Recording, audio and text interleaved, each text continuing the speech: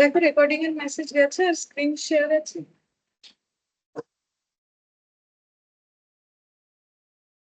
Yes ma'am.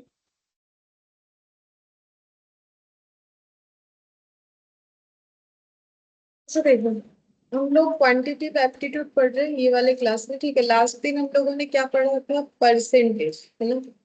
Last दिन हम लोगों ने देखो परसेंटेज पढ़ा था। आज हम लोग पढ़ेंगे ये वाला टॉपिक, रेशियो एंड प्रोपोर्शन, ठीक है। रेशियो एंड प्रोपोर्शन का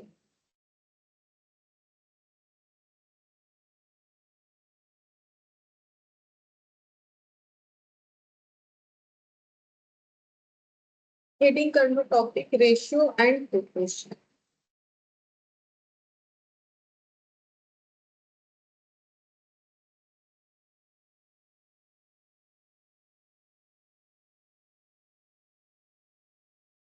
अच्छा बोलो, रेशियो के बारे में कोई आइडिया है कि क्या रेशियो होता है? नो आइडिया किसी को भी? कुछ भी आइडिया रेशियो की है? रेशियो क्या होता है?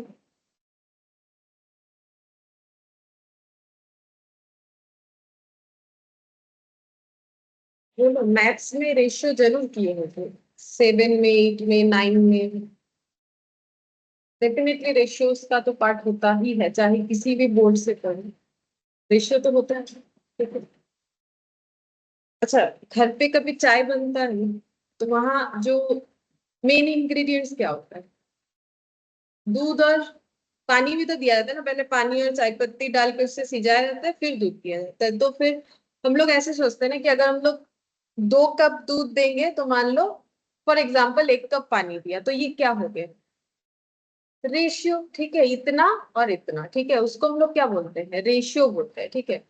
तो रेशियो का मतलब यही हुआ, ठीक है। तो रेशियो का मतलब एक्चुअली क्या हो गया कि अगर हम लोग किसी चीज को क्या कर रहे हैं, अगर हम लोग सेम काइंड ऑफ किसी चीज को कंपेयर कर रहे हैं, किसमें ये इतना दूध है इतना पानी, या फिर इतना चीनी है इतना चाय पत्ती है, ठीक है।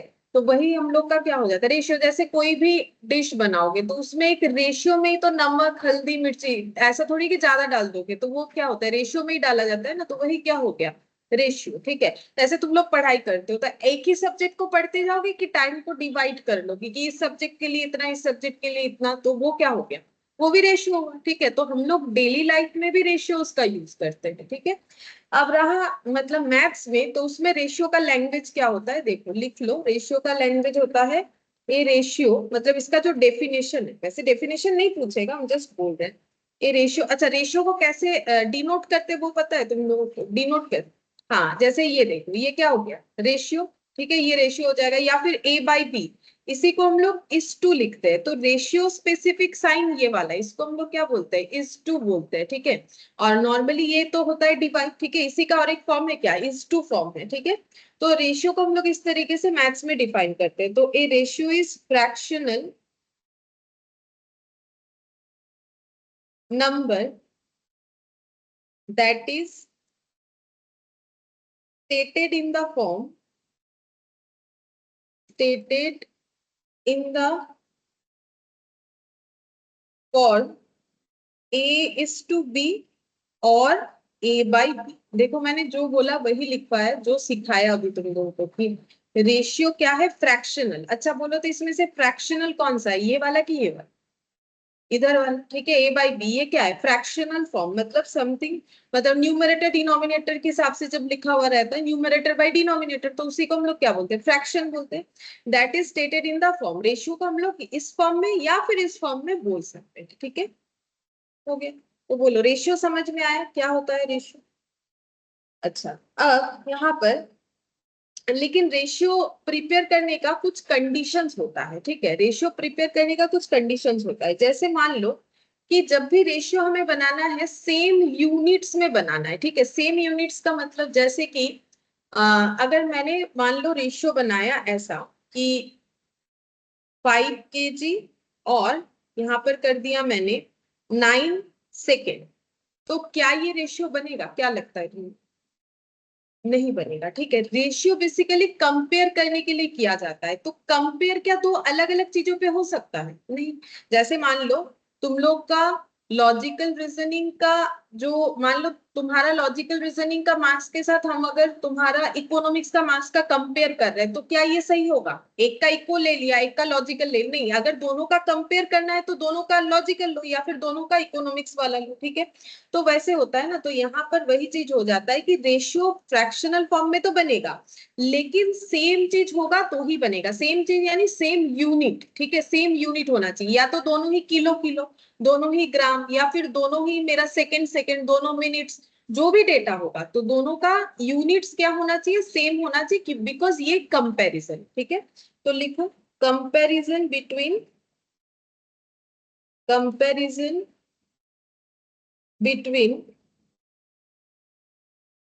To same kind of things, ठीक है? दोनों एक ही तरीके का चीज होता है, उसमें कंपैरिजन करने के लिए हम लोग रेशियो का यूज करते हैं। जैसे दो स्टूडेंट का हाइट, दो स्टूडेंट का वेट, हाइट के साथ वेट का कंपैरिजन नहीं कर सकते। जैसे हम बोलेंगे मेरे हाइट के साथ किसी का वेट का कंपैरिजन, तो वो कैसे होगा? हाइट एक अलग चीज है, वो तो अलग मेजरमेंट होता है, वेट एक अलग चीज है, तो हाइट के साथ वेट का क्या कंपैरिजन? कोई कंपैरिजन नहीं। मुझे अगर करना ही है तो मेरे हाइट के साथ किसी और का हाइट का ही करना पड़ेगा, तो पता चलेगा कौन लंबा है कौन कम लंबा है, ठीक है?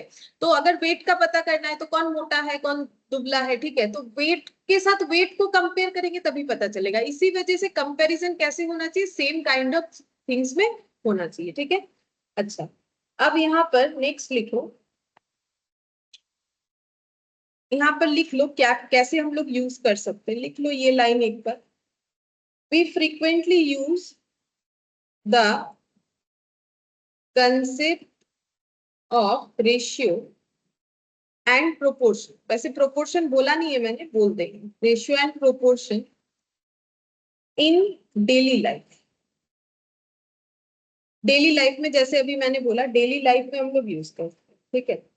जैसे कि एग्जाम्पल के तौर पे नेगोशिएटिंग फाइनेंशियल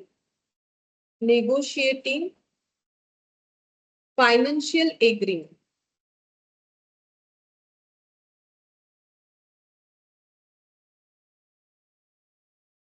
ठीक है? जैसे बिजनेस में कितना कैपिटल लगाएंगे, कितना लोन का पैसा लगाएंगे, ठीक है? मतलब कितना हम लोग उधार लेके बिजनेस करें, कितना अपना पैसा लगा, तो हो सकता है फाइनेंशियल एग्रीमेंट जो बन रहा है उसमें नेगोशिएशन कर रहे हैं, ठीक है? वो भी हो सकता है। अच्छा, कंपेयरिंग हाइट्स, जैसे मैंने अभी बोला कि एक दूसरे के साथ हाइट का कंपेयर करना कि कौन लंबा है, ठीक है?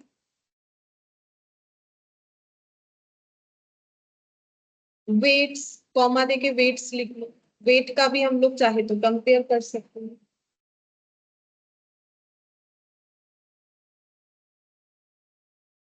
एडिंग इंग्रेडिएंट्स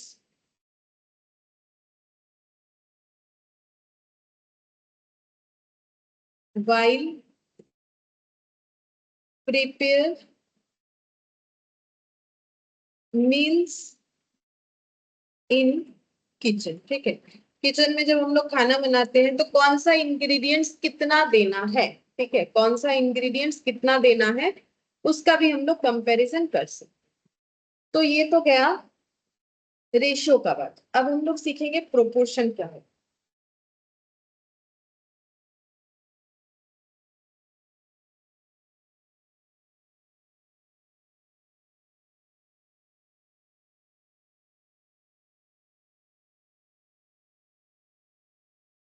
चलो अब हम लोग सीखेंगे प्रोपोर्शन, उसके बाद क्वेश्चन करेंगे प्रोपोर्शन क्या।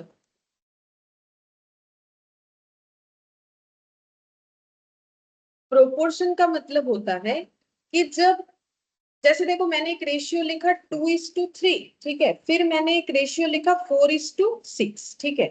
तुम लोग बोलो ये रेशियो और ये रेशियो, ये मैंने एक रेशियो लिखा, ये दूसरा एक रेशियो लिखा, क्या ये दोनों सेम है? ठीक से देख के बोलो, क्या ये दोनों सेम है? हाँ, क्योंकि इसको अगर हम लोग सिंप्लीफाई करेंगे, कितने से डिवाइड होगा? हमेशा सेम डेटा से डिवाइड होता है, जैसे करना चाहिए तो 2 से डिवाइड होगा तो 2, और यहाँ पर कितना हो जाएगा 3। मतलब हम इससे ये कंक्लूजन ला सकते हैं कि 2:3 इक्वल 4:6, ठीक है? तो दोनों रेशियो क्या हो गया? इक्वल हो गया। जब दो रेशियो इक्वल होता है तो उसको हम लोग क्या बोलते हैं?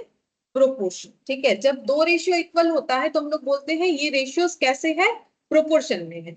और उसके लिए भी स्पेसिफिक एक साइन यूज होता है, ये वाला, चार ऐसा पॉइंट यूज, ठीक है। जैसे रेशियो के लिए एक, प्रोपोर्शन के लिए ऐसा, बाकी इक्वल भी दिया जाता है लेकिन ये साइन भी यूज होता है। इस साइन को बोला जाता है प्रोपोर्शनल साइन, ठीक है। तो 2:3 इज प्रोपोर्शनल, प्रोपोर्शन टू 4:6, ठीक है। तो ये प्रोपोर्शन, तो ये एग्जाम्पल लिख लो, इससे याद रहेगा कि प्रोपोर्शन क्या होता है। उसके बाद हम एक डेफिनेशन भी लिखवा दो।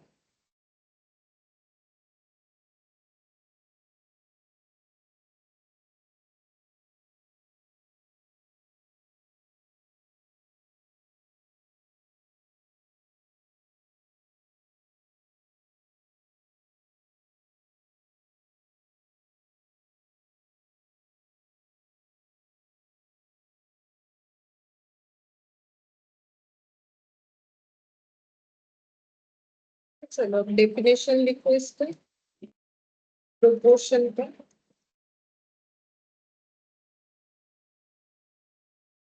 तो डेफिनेशन वाइज है ऐसा कुछ, the two ratios are intended to be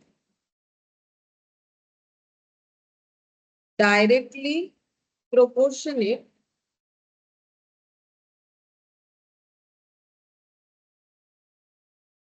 to one another when the two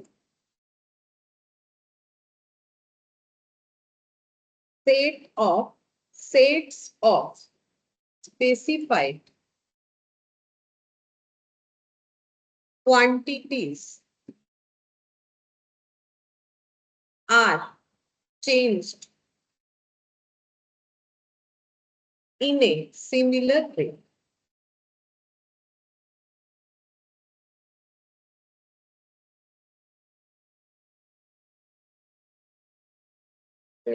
The symbol, ये वाला यूज होता है, represent proportion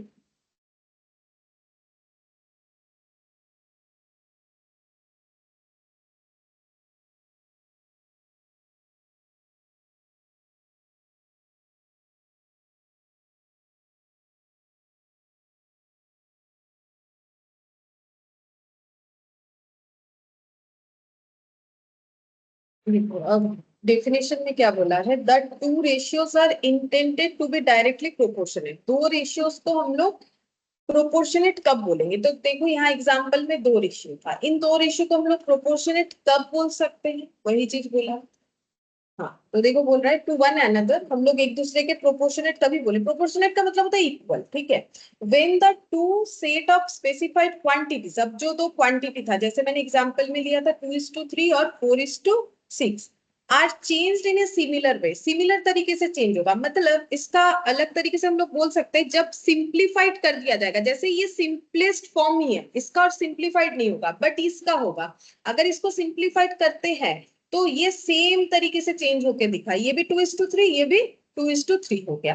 तो अगर ऐसा होता है मतलब बेसिक सा बात, दो रेशियो बराबर होगा तो उसको हम लोग क्या बोल देंगे, प्रोपोर्शन, ठीक है। दो रेशियो बराबर होगा तो उसे हम लोग बोल देंगे प्रोपोर्शन। अच्छा अब यहाँ पर देखो, अभी जैसे मैंने बोला था कि रेशियो तभी हो सकता है अगर दोनों का क्या हो, यूनिट सेम हो, ठीक है। अच्छा अब प्रोपोर्शन में क्या होगा, देखो यहाँ जैसे कि एक एग्जांपल लेते हैं, जैसे मान लो मैंने यहाँ पर लिखा A:B, ठीक है, और यहाँ प्रोपोर्शन का साइन देके लिख दिया P:2, ठीक है। तो देखो ये क्या है, ये इधर से देखेंगे तो इसको हम लोग क्या बोलेंगे, ये एक रेशियो है, ठीक है। इसको इधर से देखेंगे तो इसको क्या बोलेंगे, ये भी एक रेशियो, ठीक है।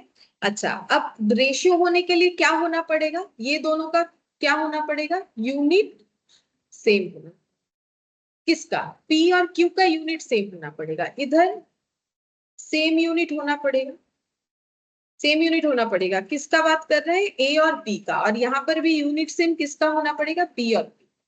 लेकिन प्रोपोर्शन होने के लिए, प्रोपोर्शन होने के लिए जरूरी नहीं है इसका भी जो यूनिट है इसका भी वही यूनिट हो। मतलब देख लो, जैसे हम एक एग्जांपल लेते हैं, जैसे मान लो मैंने रेशियो किया, जैसे मान लो 2 kg एंड 4 kg का रेशियो करना है, ठीक है, और 4 4 second,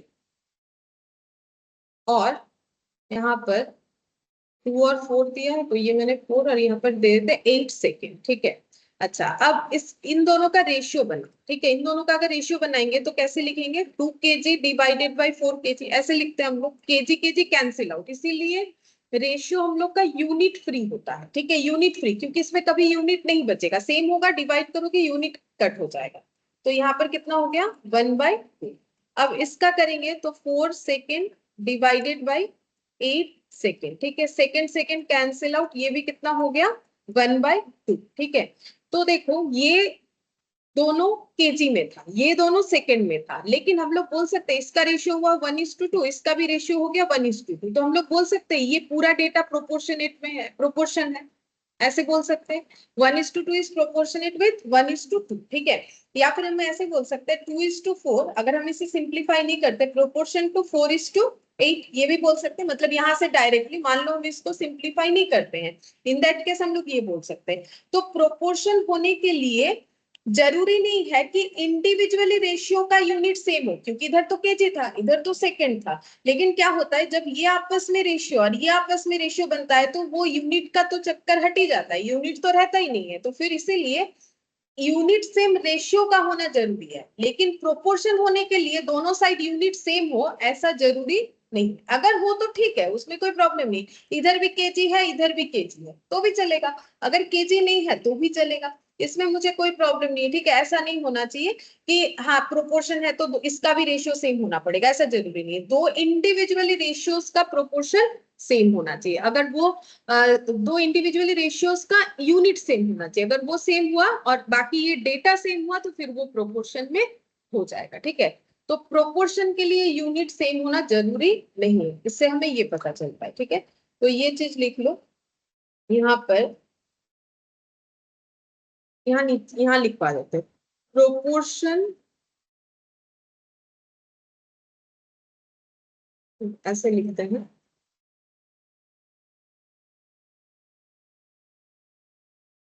same unit is not necessary in case of proportion। Proportion के केस में सेम यूनिट होना जरूरी नहीं, लेकिन जब इंडिविजुअली रेशियोज है तो जो है उसका यूनिट सेम होना जरूरी। अच्छा, तो बेसिकली ये सेम यूनिट या फिर सेम काइंड होना चाहिए, काइंड भी बोलते हैं इसे, ठीक है, सेम यूनिट या फिर सेम काइंड, सेम यूनिट या फिर इसको हम लोग बोल सकते हैं सेम काइंड, ये जरूरी है, बट ये वाला जरूरी नहीं, ये जो है need not be in same, ठीक है। अच्छा, अब यहाँ पर देखो, अब अलग अलग थोड़ा सा नाम पढ़ लेते हैं, जैसे कि A is to B proportionate to P is to Q, ठीक है। तो A को बोला जाता है, ये देखो दोनों एकदम साइड में है, ठीक है, तो इसको हम लोग बोलते हैं एक्सट्रीम टर्म्स, एक्सट्रीम, ठीक है। वैसे इसका नाम है फर्स्ट टर्म, इसका और एक नाम भी है, ये पहला है फर्स्ट, इसको सेकेंड टर्म, ठीक है, नॉर्मल जैसे फर्स्ट सेकेंड थर्ड होता है, इसको हम लोग बोलेंगे थर्ड टर्म, इसको हम लोग बोलेंगे फोर्थ टर्म, ठीक है। और ये है एक्सट्रीम, इसका और एक नाम भी है एक्सट्रीम, एकदम कोने में है दोनों तो इसीलिए बोलेंगे एक्सट्रीम टर्म्स, ठीक है। और इसका भी अपना एक नाम, इसको हम लोग बोलते हैं मिडिल टर्म, तो ये नाम जो है पता होना चाहिए, इसको हम लोग मिडिल, अच्छा इसका और एक नाम भी है मिडिल टर्म, या फिर इसको बोलते हैं मीन, एवरेज होता है ना, मिडिल डेटा एवरेज होता है, एवरेज का मतलब मीन होता है, स्टैटिस्टिक्स में एवरेज का मतलब मीन होता है, तो मीन टर्म भी इसे बोलते हैं क्योंकि ये मिडिल में है इसीलिए। ठीक है, तो लिख लो ये वाला।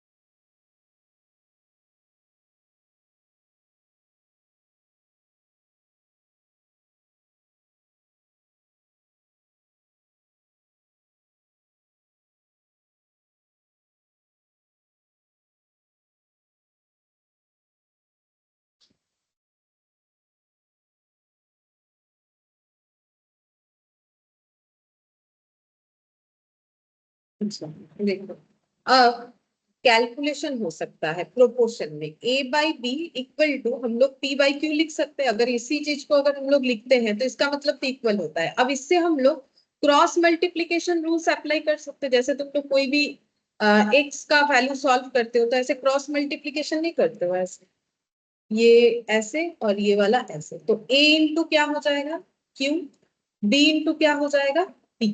ठीक है, तो इसको हम लोग बोलते हैं क्रॉस मल्टीप्लीकेशन रूल्स। ठीक है, तो ये जो है इसे क्रॉस करते हैं तो एक्चुअली प्रोपोर्शन को हम लोग क्या बोलते हैं, प्रोपोर्शन जो है, प्रोपोर्शन जो है एज एन इक्वेशन होता है।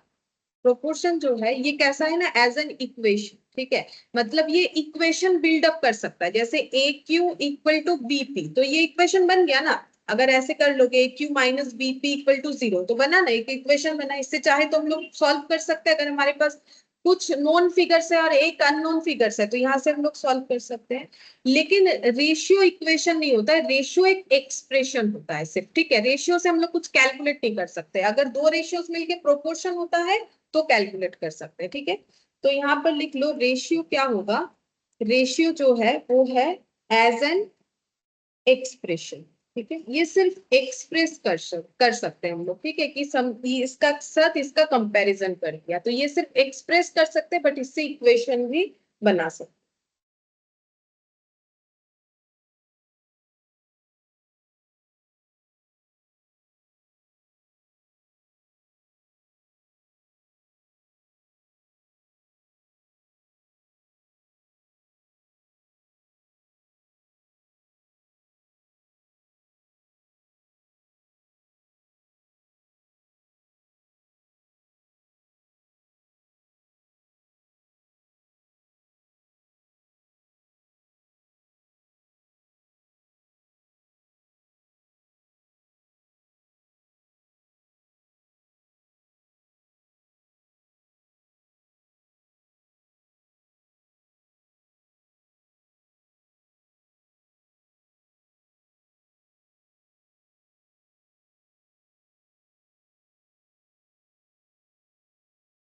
ठीक है, रेशियो प्रोपोर्शन समझ में आया क्या होता है? बोलो रेशियो प्रोपोर्शन বোঝা গেছে তো? তাহলে এবার আমরা কোশ্চেন স্টার্ট করব।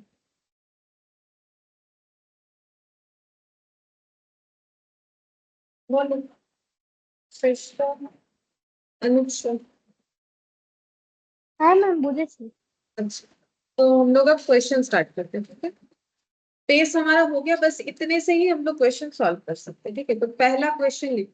क्वेश्चन बड़ा है लेकिन जितने सिंपल तरीके से हम लोग सॉल्व कर सकते हैं, क्योंकि कैलकुलेटर तो मिलेगा नहीं। ठीक है, तो लिखो there are 63 students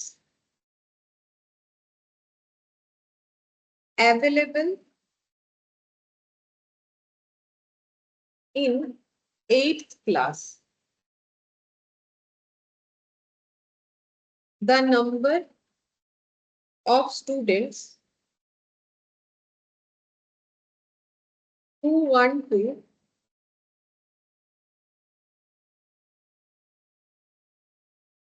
study Sanskrit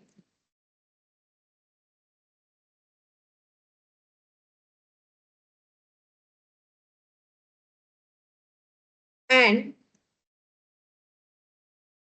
the number of students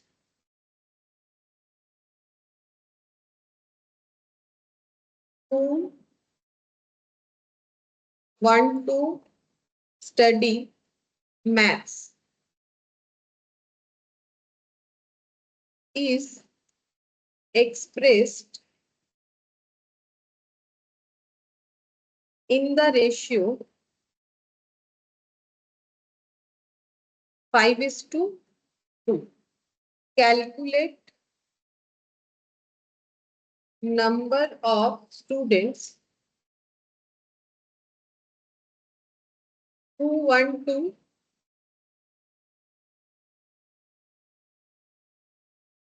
study Sanskrit and those who want to study maths.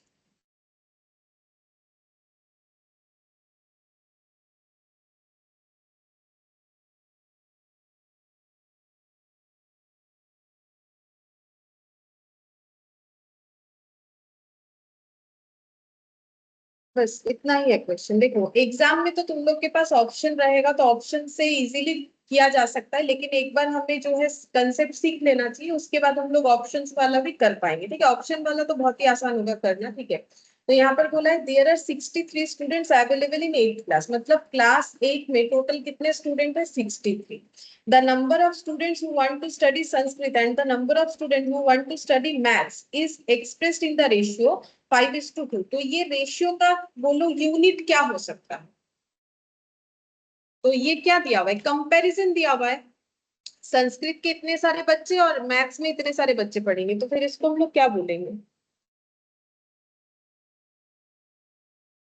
Number of students. Unit क्या होगा? नंबर होगा ना। यूनिट क्या होगा? नंबर होगा। तो जितने भी नंबर ऑफ स्टूडेंट्स था उसका रेशियो करने के बाद हमारे पास क्या आया? 5:2। रेशियो होता है सिंपलेस्ट फॉर्म, क्योंकि देखो इसको और हम लोग सिंप्लीफाई नहीं कर सकते हैं। मतलब क्या 5 और 2 स्टूडेंट है, इसका मतलब ऐसे थोड़ी होता है। 5 और 2 स्टूडेंट थोड़ी ना है। जो नंबर ऑफ स्टूडेंट्स था उसको डिवाइड करते करते सिंपलेस्ट फॉर्म में क्या निकल के आया? 5:2। ठीक है, हमें बोला है कि बताओ कि कितने स्टूडेंट्स हैं जो कि संस्कृत पढ़ना चाहते हैं और कितने स्टूडेंट्स हैं जो कि मैथ्स पढ़ना चाहते हैं। बोलो क्या लगता है आंसर क्या होगा? बोलो की होगा आंसर? बोलो, रेशियो का क्वेश्चन तुम लोगों ने कभी ना कभी तो किया होगा। क्या हमें टोटल स्टूडेंट दिया हुआ है? हाँ दिया हुआ है। अच्छा, जो संस्कृत और मैथ्स पढ़ेंगे वो तो 63 के अंदर ही होंगे ना। 63 के अंदर कुछ जो है मैथ्स पढ़ रहे, कुछ जो है संस्कृत पढ़ रहे, वही तो हमें फाइंड आउट करना है।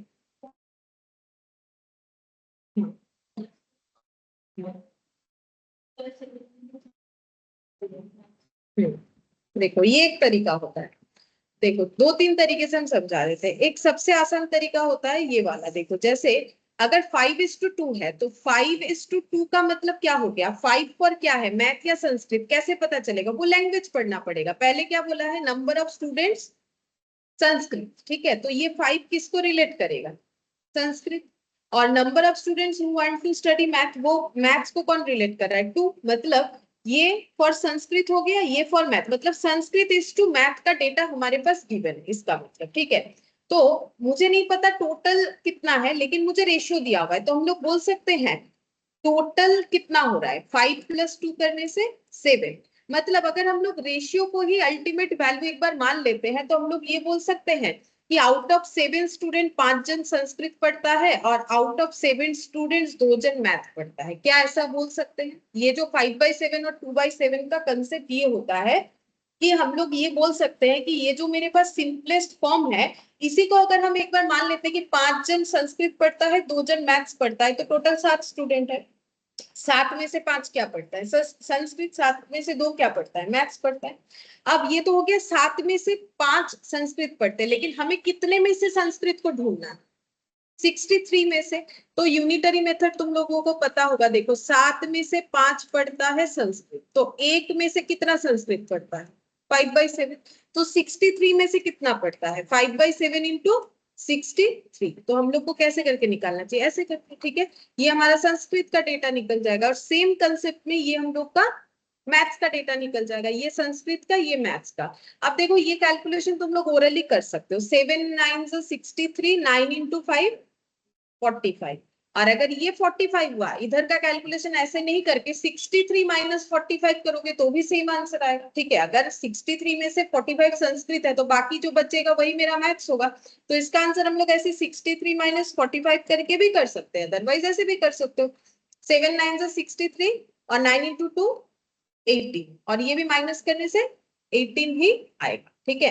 तो ऐसे करके हम लोग फाइंड आउट कर सकते हैं, और ये वाला बड़ा ही पॉपुलर तरीका है। ऐसे करके ही नॉर्मली हम लोग रेशियोज का क्वेश्चन करते हैं। तुम लोगों ने सभी ने कभी ना कभी किया होगा, अभी याद किसी को आ रहा है किसी को नहीं आ रहा है, लेकिन ऐसा तुम लोगों ने जरूर किया होगा, ठीक है। ऐसे करके बहुत सारे रेशियोज का क्वेश्चन हम लोग सॉल्व करते हैं।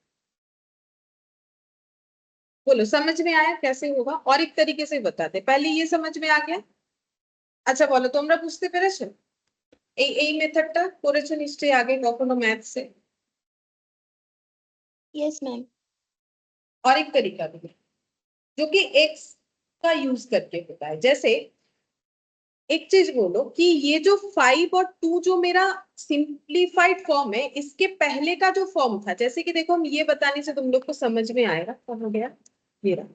जैसे देखो मैंने ये 4 और 8 जो है, इसको जब मैंने कम किया, इसको जब मैंने कम किया तो सेम डेटा से डिवाइड किया ना।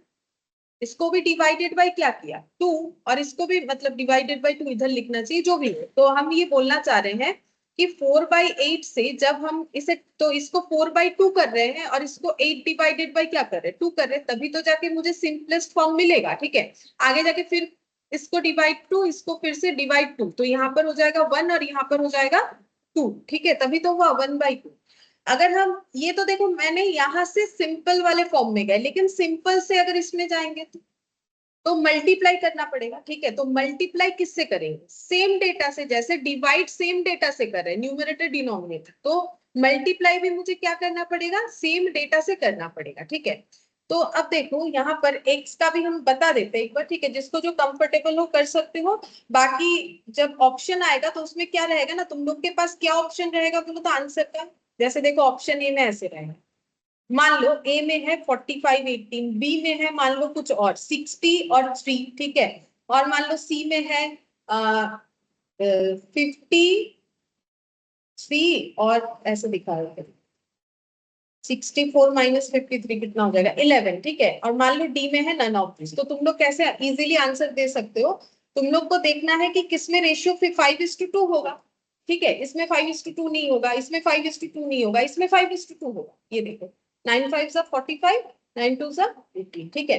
तो इससे तुम लोग पता कर सकते हो कि मेरा ये वाला ऑप्शन सही है। तो ऑप्शन किस चीज का दिया हुआ रहेगा? Number of students who study maths and Sanskrit, मतलब संस्कृत एंड मैथ्स, उस हिसाब से दिया हुआ रहेगा। तो इससे तो इजीली कैलकुलेट हो ही जाए। और एक्स वाला जो कंसेप्ट है वो भी बता रहे, देखो अब हम लोग ये मान सकते हैं ना कि हमारे पास टोटल नंबर ऑफ स्टूडेंट्स जो कि स्टडी करते हैं संस्कृत कितना होगा? देखो यहाँ दिख तो रहा है 5, लेकिन हम, मुझे अगर इसको टोटल बताना है तो हम इसको 5x बता सकते हैं। 5 में मैंने मल्टीप्लाई कर दिया वो वैल्यू जो एक्चुअली इसका वैल्यू होगा, ठीक है। मतलब कुछ एक एक्चुअल वैल्यू तो था जो सिंप्लीफाई होते होते 5 आया, वो एक्चुअल वैल्यू इसमें मल्टीप्लाई होके था, तो वो मैंने क्या मान लिया? x। अब अगर मुझे यहाँ x मानना है तो इसमें भी x मानना पड़ेगा, क्योंकि अगर सेम अमाउंट से डिवाइड होगा तो सेम अमाउंट से मल्टीप्लाइड भी होना चाहिए, नहीं तो रेशियो बिगड़ जाएगा, ठीक है। तो यहाँ पर फिर से total number of student study maths कितना हो जाएगा? 2x, ठीक है। अब हम लोग ये बोल सकते हैं 5x plus 2x equal to 63। Total number of students कितना है? 63 है। तो 7x equal to 63, therefore x equal to 63/7। ये हो गया 9, लेकिन आंसर 9 नहीं होगा, मुझे 9 से मल्टीप्लाई करना पड़ेगा तब मुझे पता चलेगा। तो फिर कितने स्टूडेंट संस्कृत पढ़ते? 5 into 9 45, same answer. 2 into 9 18, same answer. जैसे भी करना चाहो कर सकते हो। अगर ऑप्शन से हो जाता है इन दैट केस तो ऑप्शन से ही करना चाहिए अभी सीखने के लिए, ठीक है? क्योंकि वहां तो तुम लोग को देखो इतना कैलकुलेशन करने का कुछ जगह भी नहीं मिलेगा और कैलकुलेटर वगैरह भी नहीं मिलेगा, तो जितना हम लोग ओरली कर पाए उतना ठीक है। वो प्रैक्टिस के टाइम पे करेंगे, अभी एक दो क्वेश्चन जो है पूरा कंसेप्ट के साथ सीख लेंगे। तो ये पूरा तुम लोग दोनों मेथड से लिख लो, जो ठीक लगेगा उससे कर सकते।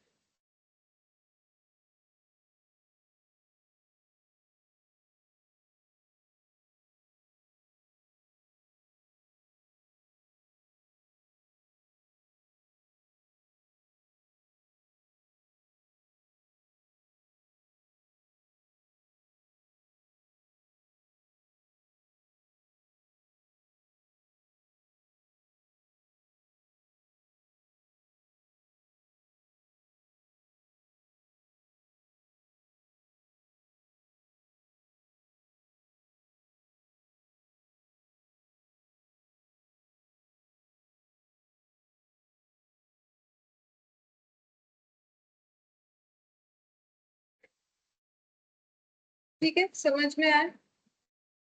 বলো বোঝা গেছে এই কোয়েশ্চেনটা?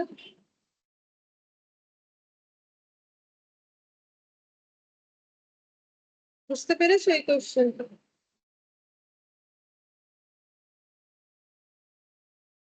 বেশ, তো অবশ্যই বুঝতে পেরেছো। हाँ मैम। चलो नेक्स्ट क्वेश्चन लिखो। R and S started a electronic shop, started an electronic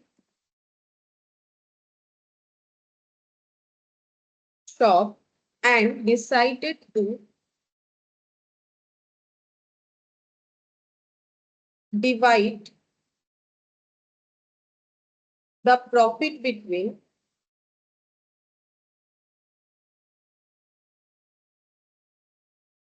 them in the ratio of 7:5. The total profit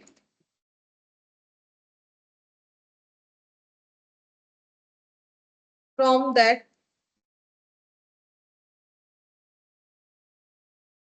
shop is rupees 12,000. By the end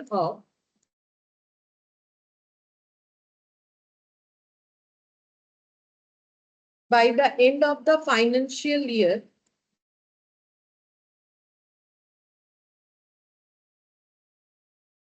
2022, what will be the individual profit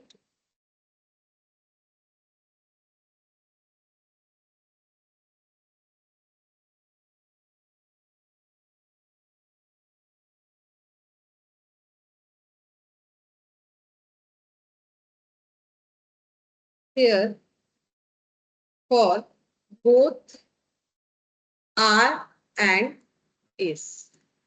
बस तुम लोग का answer बताओ।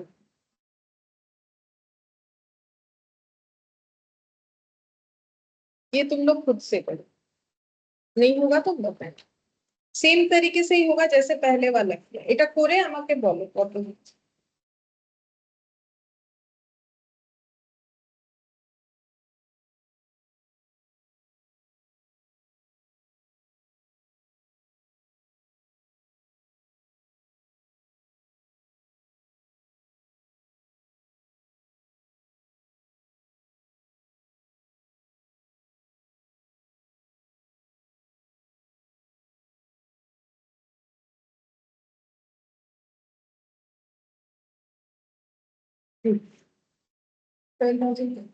বলো তোমাদের answer এসছে? ওরা answer দিয়েছে, ঠিক হয়েছে, বলো তোমাদের আনসার।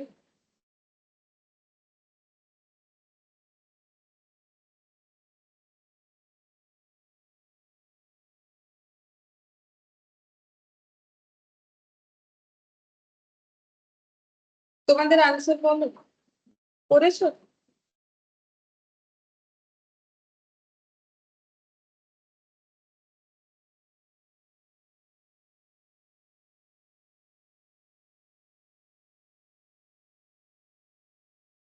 আমি করতে পারিনি, মাঝখানে কল চলে এসেছিল, আমি হোল্ড হয়ে গেছিল। अच्छा अच्छा ठीक है, देखो कितना होगा।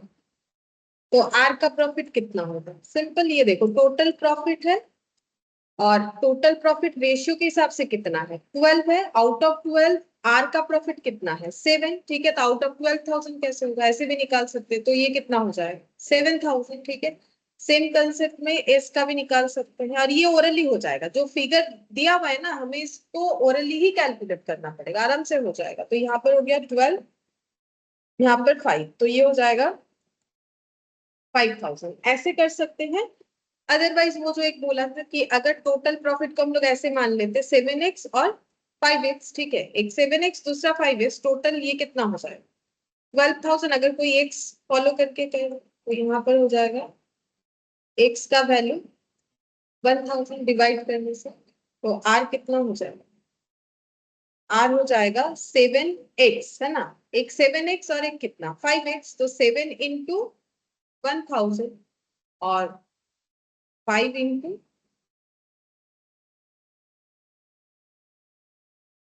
7,000 और 5, ये होगा। ठीक है,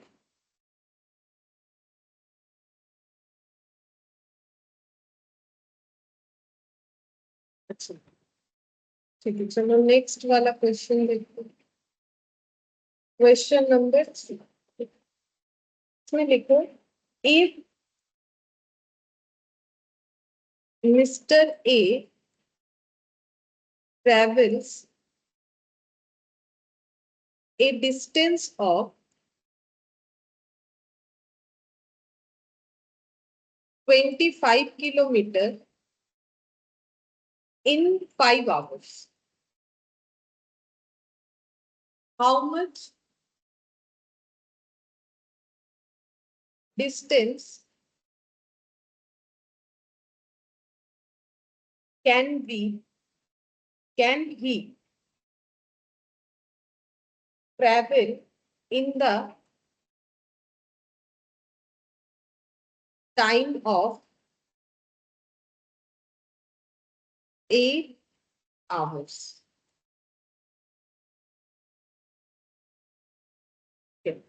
तो इसको रेशियो करके ही करना है, ऐसा बात नहीं है। तुम लोग अगर नॉर्मल तरीके से भी कर सकते हो, करके मुझे आंसर बोलो, हम रेशियो का इसमें कैसे यूज होगा वो बता दें।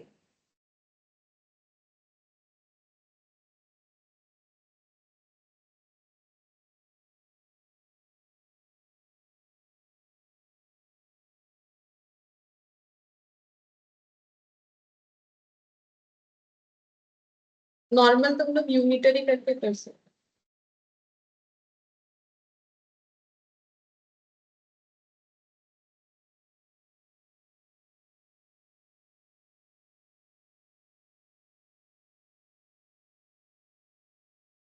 40, हाँ 40 किलोमीटर कैसे करके कर रहे हो, यूनिटरी मेथड से एक्स लेके ऐसे भी कर सकते।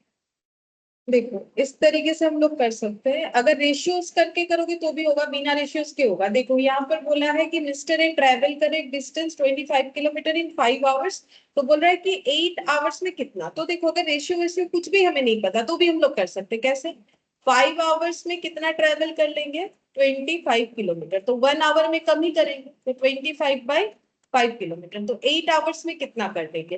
तो ये हो जाएगा 25/5 इंटू 8। ठीक है, तो ये हो गया 5 5 से 25, ये कितना हो जाएगा 40 किलोमीटर। देखो अब हम लोग रेशियो सीख रहे हैं, लेकिन एग्जाम में अगर कोई ऐसा क्वेश्चन आ गया जो हम लोग अपना बेसिक नॉलेज लगा के कर सकते हैं, कि जरूरी थोड़ी नहीं कि रेशियो लगाना पड़ेगा। यहाँ तो कहीं बोला नहीं है कि रेशियोज का क्वेश्चन, ऐसा तो कुछ बोला नहीं है। हाँ, अगर हम लोग रेशियोज का क्वेश्चन कब बोलेंगे, जैसे देखो डेटा में ये दिख रहा है, तो इससे पक्का पक्का पता चलता है कि क्वेश्चन मेरा किस चीज का है, रेशियो का है। बाकी ये क्वेश्चन भी रेशियो से बनेगा, लेकिन बिना रेशियो के भी तो ये बन सकता है, 40 किलोमीटर आंसर आ गया। अब अगर रेशियो यूज कर रहे हो तो फिर कैसे करोगे, देखो हम लोग ये बोल सकते हैं कि देखो हमारे पास दो यूनिट है, एक है किलोमीटर और एक है आवर्स, ठीक है। तो हमें किलोमीटर किलोमीटर में कंपेयर करना पड़ेगा और आवर्स आवर्स में कंपेयर करना पड़ेगा, ठीक है। तो हमें पता है कि 25 किलोमीटर 5 आवर्स में जाता है। अब यहाँ पर बोला है कि 8 आवर्स में कितना किलोमीटर जाएगा, उसको एक्स मान लो, ठीक है। तो होगा, जैसे हम लोग ऐसे लिख सकते हैं, let he travel x kilometre in 8 hours. अब अगर हम लोग इसका रेशियो बनाए तो हमें क्या करना है, प्रोपोर्शन लगाना है। और एक जगह पे किलोमीटर किलोमीटर, एक जगह पे आवर्स आवर्स लिखना है। जिधर जो चाहो लिख सकते हो, कोई प्रॉब्लम नहीं है। तो हम इधर लिख रहे हैं 25 किलोमीटर, ठीक है। तो इधर और कितना किलोमीटर लिखना पड़ेगा, एक्स, ठीक है। अगर इधर 25 लिखा है, 25 के साथ कौन सा डेटा रिलेट करता है, 5। तो पहला डेटा मेरा फिर क्या होना चाहिए, ये 25 के लिए पहला डेटा मेरा क्या होगा, 5 आवर्स। इसमें 8 आवर्स मत लिख दो, तब गलत हो जाएगा। इधर अगर 25 है, इधर क्या लिखना पड़ेगा, 5। अगर इधर एक्स लिखते तो फिर यहाँ पर हम लोग 8 आवर्स लिख सकते हैं, तो भी सेम आंसर आएगा, ठीक है। और इसका प्रोपोर्शन हमारा हो जाएगा 8 आवर्स के साथ, ठीक है, 8 आवर्स के साथ।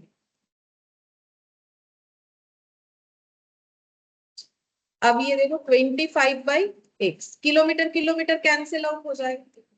ये इतना लिखने का जरूरत नहीं, फिर भी हम एक समझा दे रहे हैं। देखो 5 आवर्स और इधर हो गया 8 आवर्स, ये भी कैंसिल आउट हो गया। अब जैसे कि मैंने बोला था, ये एक इक्वेशन बना सकता है, तो x इंटू 5, 25 इंटू 8, तो x कितना हो जाएगा, 25 इंटू 8 डिवाइडेड बाई 5। ये इधर आ गया, कितना आ गया आंसर।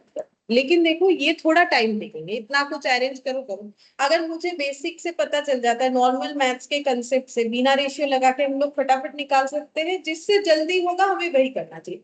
अब बाकी देखो एग्जाम टाइम में जैसा याद आएगा वैसे ही करूंगे, ठीक है। ऑन दैट मोमेंट पे डिपेंड करता है कि किस तरीके से तुम लोग को याद आता है, तो दोनों तरीके से हो सकता है।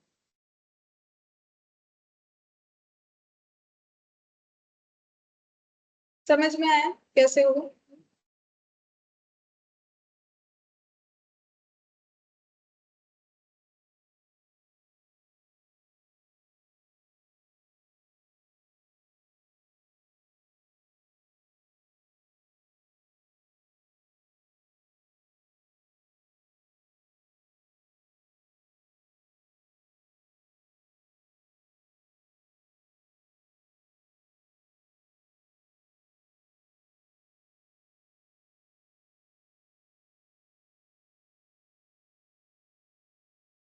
ठीक है, तब नेक्स्ट क्वेश्चन लिखे हम लोग, और एक क्वेश्चन लिखे।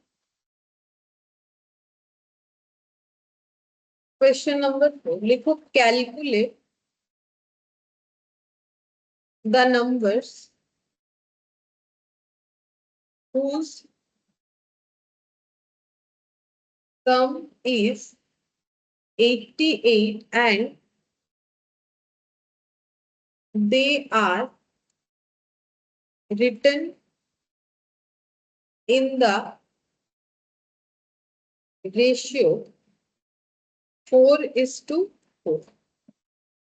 बस इतना ही है।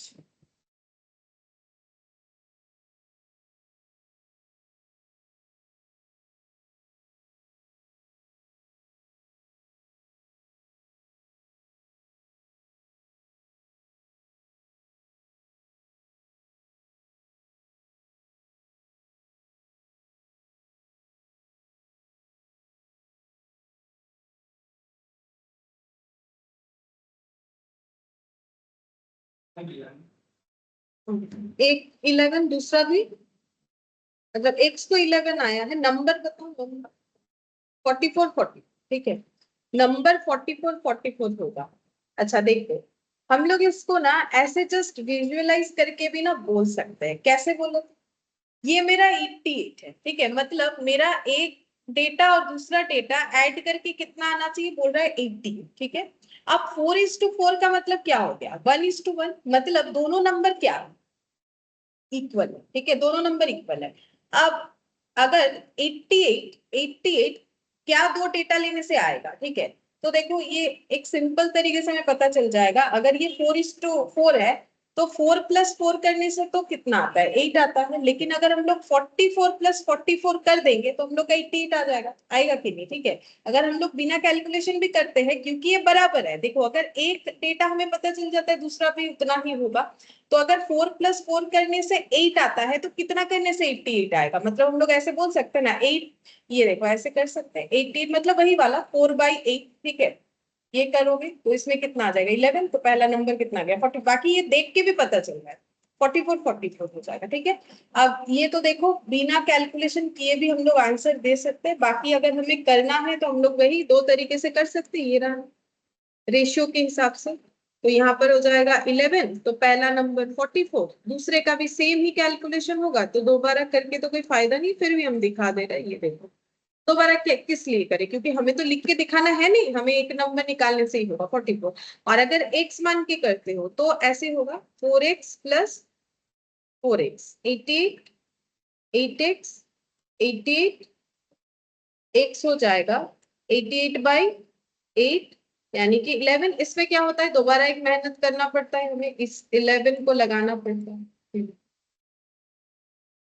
ठीक है। तो आंसर मेरा कितना हो जाएगा 40, ठीक है। समझ में आया?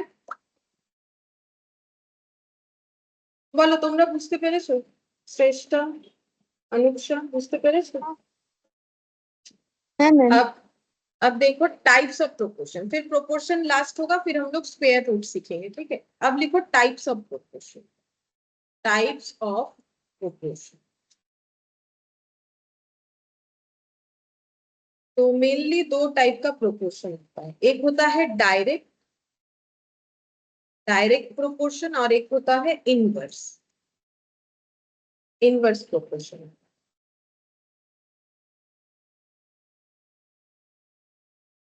तो डायरेक्ट प्रोपोर्शन का जैसे हम एग्जांपल अगर दे, तुम लोग इकोनॉमिक्स में काफी पढ़ते हो ये वाला चीज, जैसे कि अगर, है हाँ बोलो, डिमांड अगर मेरा बढ़ेगा तो सप्लाई क्या हो?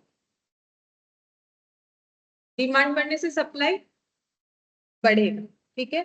अच्छा, अगर मेरा ऑपोजिट अगर लिखते हैं, अगर मेरा डिमांड कम होगा तो सप्लाई क्या हो जाएगा मार्केट में?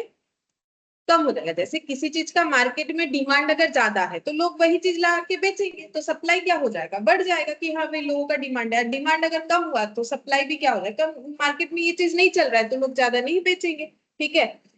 और और एक एग्जांपल देते हैं, जैसे अगर मेरा इनकम बढ़ेगा तो प्रॉफिट क्या होगा? बढ़ेगा। इनकम बढ़े, इनकम मतलब क्या होता है? इनकम मतलब प्रॉफिट नहीं होता, इनकम का मतलब सेल, तो सेल पूरा थोड़ी ना प्रॉफिट है। जैसे मैंने एक पेन खरीदा 10 रुपए का और उसको बेच दिया, मान लो ये पेन परचेस किया 10 रुपए का और उस पेन को मैंने सेल कर दिया 2 रुपए प्रॉफिट लगा के 12 रुपए का, तो क्या 12 प्रॉफिट है? नहीं, 12 क्या है? इनकम, ठीक है। और इसमें अगर पूछा जाए प्रॉफिट कितना, तो कितना बोलेंगे? 2 रुपीज। तो प्रॉफिट और इनकम अलग चीज होता है, ठीक है। तो वैसे ही देखो, इनकम बढ़ने से क्या होगा? प्रॉफिट बढ़ेगा। और अगर इनकम कम हो गया किसी का तो प्रॉफिट भी उसके साथ साथ क्या हो जाएगा? कम हो जाएगा। तो ये सब डायरेक्ट प्रोपोर्शन है, देखो क्यों? क्योंकि ये बढ़ रहा है तो ये भी बढ़ रहा है। रिलेशन क्या है? डायरेक्ट है, बढ़ने से बढ़ेगा, घटने से घटेगा, बढ़ने से बढ़ रहा है, कम होने से कम हो रहा है, ठीक है। लेकिन इनवर्स में क्या होगा? ऑपोजिट हो जाएगा, ठीक है। जैसे एग्जाम्पल के तौर पे, अगर प्राइस बढ़ता है मार्केट में किसी भी कॉमोडिटी का या प्रोडक्ट जो भी बोलो, तो डिमांड क्या होता है? घट जाता है, ठीक है। डिमांड मेरा डिक्रीज हो जाएगा। तो ये देखो क्या हो गया? इनवर्स। इनवर्स का मतलब क्या होता है? ऑपोजिट, ठीक है। ऑपोजिट डायरेक्शन मतलब एक अप तो एक डाउन, ठीक है।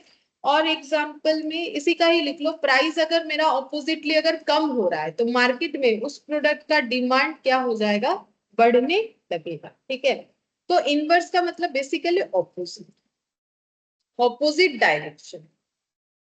एक दूसरे के ऑपोजिट डायरेक्शन में होता है तो इनवर्स बोलते हैं। और डायरेक्ट का मतलब सेम डायरेक्शन में, सेम डायरेक्शन में चलेगा। अब सेम डायरेक्शन का मतलब किस चीज का? इंक्रीज या डिक्रीज का, ठीक है। इंक्रीज या डिक्रीज सेम डायरेक्शन में हो रहा है, इंक्रीज या डिक्रीज ऑपोजिट डायरेक्शन में हो रहा है, तो इनवर्स। और ये हो गया तो डायरेक्ट।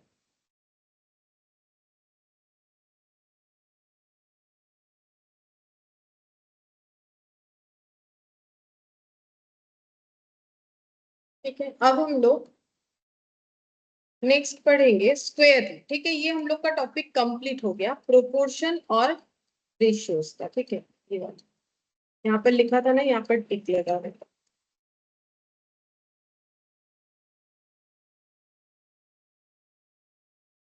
रेशियो प्रोपोर्शन हो गया। अच्छा, इसके बाद यहाँ पर जो है इंटरेस्ट, अच्छा मैंने स्क्वायर रूट वाला लिखा नहीं था। ठीक है, स्क्वायर रूट को भी यहाँ पर लगा लो, तो हम भूल गए थे, इसके नीचे तो यहाँ लगा देते। चलो स्क्वायर रूट पढ़ लेते हैं। ये स्क्वायर रूट, ये भी एक टॉपिक है स्क्वायर रूट।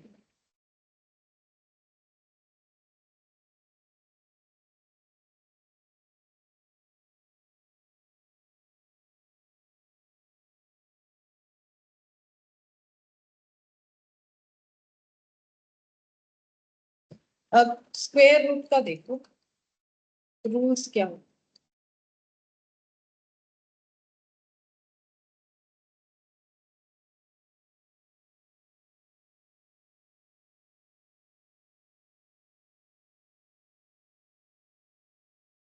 स्क्वायर रूट जैसे कि देखो, एक एग्जांपल के तौर पे रूट ओवर ऑफ 16, तो इसका आंसर क्या होगा? 4 होता है। ठीक है, अच्छा ये 4 क्यों होता है?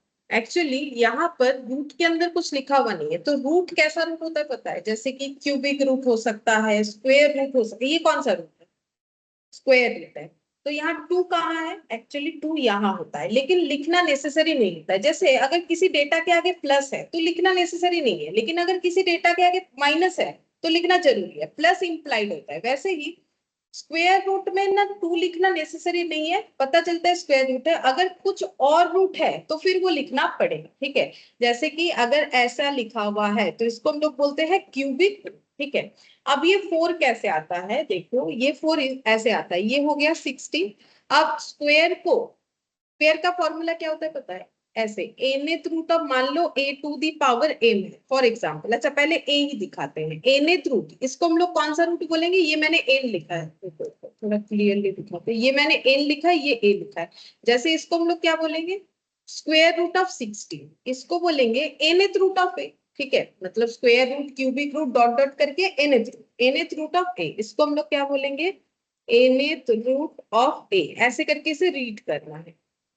अब इसका फॉर्मूला क्या होता है? ए टू दी पावर 1/n। इससे हम लोग ऐसा लिख सकते हैं, जैसे तुम लोग लिखते हो ना ऐसे x इंटू एक्स, तो तुम लोग क्या लिखते हो? x का स्क्वायर। ठीक है, क्यों होता है? क्योंकि बेस अगर बराबर है तो पावर ऐड हो जाता है, इसमें पावर 1, इसमें पावर 1, तभी x का स्क्वायर लिखते हो। और अगर x प्लस एक्स है तो क्या लिखते हो? 2x, क्योंकि यहाँ कोफिशियंट 1 है, यहाँ कोफिशियंट 1 है, तो 1 + 1 2 होता है। x था, x हम लोगों ने लिख। सेम तरीके से ये भी एक फॉर्मूला है कि अगर nth रूट ऑफ a है तो a टू दी पावर क्या हो जाता है? 1/n। उसी तरीके से ये 16 को क्या लिखेंगे बोलो? 16 टू दी पावर 1 कितना लिखेंगे? n की जगह यहाँ पर कितना है? 2 है, तो ये 2 लिखेंगे। अब 16 को अगर हम लोग सिंप्लीफाई करें तो कितने के पावर में लिख सकते हैं? सिंपलेस्ट फॉर्म में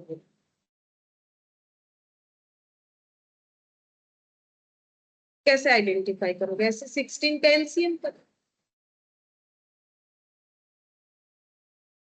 2 × 2 × 2 × 2, तो कितना हो जाएगा? 2 टू दी पावर 4, मतलब कितना हो गया? 16। टू दी पावर कितना हो जाएगा? हाफ। ठीक है, अच्छा अब पावर अगर ब्रैकेट के अंदर भी है, ब्रैकेट के बाहर भी है, डबल अगर पावर है, डबल क्या, अगर 3 बार भी पावर होता है, पावर पावर पावर जब होता है तो वो सारे पावर्स क्या हो जाएंगे? मल्टीप्लाइड हो जाएंगे। मान लो इसके ऊपर भी अगर एक 1/3 होता है, इसके ऊपर मान लो और एक 1/4 होता है, तो ये सारा पावर आपस में क्या हो जाएगा? मल्टीप्लाई हो जाएगा। ठीक है, अब अगर देखो मल्टीप्लाई होता है तो हमारे पास कितना बचता है? 2 टू दी पावर, ये 2 से 4 कैंसिल हो गए, 2 हो गया, तो 2 का स्क्वायर मतलब 4 होता है। यही वाला हम लोग का 4 आंसर इसीलिए दिखता है। ठीक है, तो 4 का आंसर ऐसे करके हमें दिखता है। ठीक है, तो ये हो गया हम लोग का स्क्वायर रूट का मीनिंग। अच्छा, अब स्क्वायर रूट का जो सिंबल है देखो, यहाँ पर जो सिंबल है, सिंबल जो है वो क्या होगा? सिंबल हो गया ये। ठीक है, ये वाला सिंबल। अब ये किसका सिंबल है? रूट का। ये स्क्वायर रूट का नहीं है, स्क्वायर रूट का होगा, मतलब देखो स्क्वायर रूट होने से यहाँ पर 2 होगा, और वैसे 2 लिखना जरूरी नहीं है, तो तुम लोग इसको स्क्वायर रूट बोल सकते हो, लेकिन हम बोलेंगे ये रूट का ही सिंबल है, क्योंकि अगर स्क्वायर रूट हुआ तो 2 होगा, क्यूबिक हो गया तो यहाँ पर 3 आ जाएगा, 4 आ जाएगा, अगर हमारा जो है फोर्थ रूट हुआ। ठीक है। अच्छा, अब कोई भी स्क्वायर रूट को अगर हम लोग सेम स्क्वायर रूट से मल्टीप्लाई करते हैं, जैसे कि मान लो root over of 6 into root over of 6 कर दिया, तो क्या आंसर आएगा?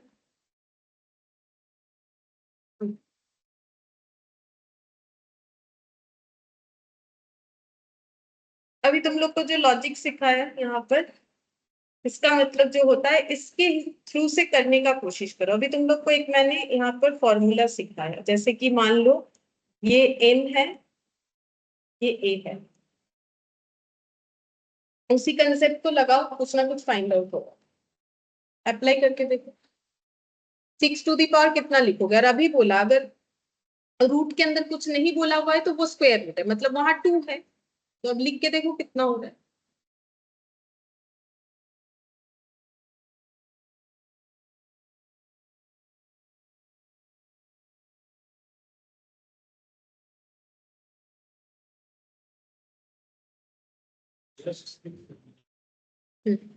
सिक्स होगा। ठीक है, ये देखो 6 to the power half, 6 to the power half, ये इसको रिप्रेजेंट किया, ये इसको रिप्रेजेंट किया। ठीक है। अब बाकी मल्टीप्लाई तो बीच में था, तो इसीलिए मल्टीप्लाई लगा दिया। अब दोनों का बेस बराबर है, तो पावर क्या हो जाएगा? ऐड हो जाएगा। ठीक है। तो 6 टू दी पावर कितना हो जाएगा? यहाँ पर 2, 1 प्लस 1 कितना हो गया? 2 हो गया। 2/2, तो 2/2 कितना हो जाएगा? 1 हो गया, यानी 6। तो ये तुम लोग ये हो गया, अभी याद नहीं हो रहा है। दो अगर स्क्वायर रूट को हम लोग मल्टीप्लाई करते हैं तो हमें कितना मिलता है? सिंगल वही वाला नंबर मिल जाता है। ये याद रखना है। ठीक है, ये हम लोग याद करके करते भी है, काफी सारा ऐसा क्वेश्चन तुम लोगों ने किया होगा, लेकिन अभी याद नहीं। जैसे ऐसे कैलकुलेशन देता है ना, 2√2 इंटू 3√2, बोलो कितना? 2√2 इंटू 3√2, बोलो कितना? ये इसके अंदर नहीं है। ठीक है। ये जो 3 है ये वो रूट के अंदर नहीं है, ये बाहर है। ठीक है, रूट के अंदर होने से ना ऐसी जगह पे लिखा हुआ रहता है, ये बाहर है। इसका मतलब है 3 इंटू रूट, इसका मतलब होता है 3 इंटू रूट। बोलो क्या आंसर होगा इसका? सब तो मल्टीप्लाई मल्टीप्लाई करके बताओ। ये तो ये मल्टीप्लाई है, ये और ये मल्टीप्लाई है, तो मल्टीप्लाई करके बताओ कितना होगा। मैंने और भी सिंप्लीफाई कर दिया। 12, ये देखो 3 इंटू 2 6, और √2 कितना होगा? 2 होगा। ठीक है, दो सेम रूट का मल्टीप्लीकेशन करोगे तो वही डेटा मिलेगा जो ओरिजिनल डेटा है। तो 3 इंटू 2, ये देखो 2 इंटू 3, हम इसको ऐसे कर लेते हैं, चलो और भी समझने के लिए। हो गया 2 इंटू 3 6 हो गया, दो √2 को मिलाएंगे तो कितना मिलेगा? 2। जैसे दो √6 को करेंगे तो 6 आएगा, तो दो √2 करोगे तो 2 आएगा, कितना हो जाएगा? 12। ठीक है, हुआ? समझ में आया कि ऐसे हम लोग काफी सारा कैलकुलेशन करते हैं। जैसे मान लो 5√2 माइनस मान लो 3√2, बोलो कितना हो?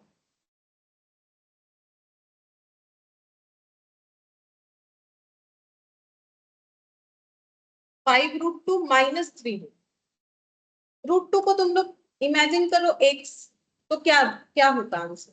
अगर रूट को एक्स सोचोगे तो फिर क्या आंसर देते? 2x, तो उसकी जगह क्या लिखोगे? 2√2, 2√2 का माइनस 2√2। इसका मतलब अभी तो मैंने बोला ना 5 इंटू √2 है, 3 इंटू √2। तो देखो अगर ये 5 इंटू √2 है और 3 इंटू √2 है, in the sense 5 into √3 into √2, अब ये दोनों में क्या कॉमन ले सकते हैं? √2 को। तो बचा क्या? 5 - 3, तो √2 इंटू कितना हो जाएगा? 2। तो अब लिखने का तरीका क्या होता है? आगे 2 लिख लो, उसके बाद √2 लिख लो। ठीक है, √2 इंटू 2 भी लिख सकते हो, लेकिन लिखने का तो एक मतलब प्रेजेंटेशन होता है, तो रूट हमेशा पीछे लिखा जाता है, आगे इंडिविजुअल वाला नंबर लिखा जाता है। तो कितना आ जाएगा? 2√2। ठीक है। तो हमें यहाँ से इतना सीखना है फिलहाल कि अगर हम लोग सेम दो रूट का मल्टीप्लाई करते हैं तो हमें वही वाला नंबर मिल जाता है। ठीक है, तो इसका लिख लो, any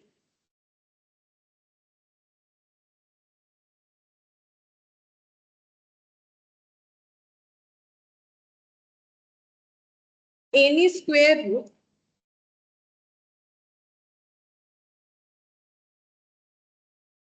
when multiplied by same number, the result is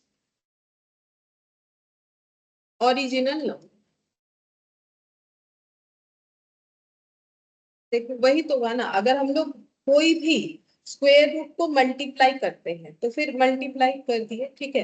any square root when multiplied by same number, मतलब एक बार, ठीक है, ऐसा नहीं कि 3 बार, 3 बार होने से तो नहीं होगा, अगर 3 बार हुआ तो कितना आंसर आएगा, ये दोनों के लिए तो 6 और ये √6 अकेला रह जाएगा, 6 इंटू √6 हो जाएगा, ठीक है। और अगर हम लोग सेम स्क्वायर रूट से एक स्क्वायर रूट को मल्टीप्लाई करते हैं तो हमें ओरिजिनल नंबर, यानी इसमें ओरिजिनल नंबर कितना है, 6 है, तो हमें 6 मिलेगा, ठीक है। अच्छा, फिर लिखो for a perfect square number we get perfect square.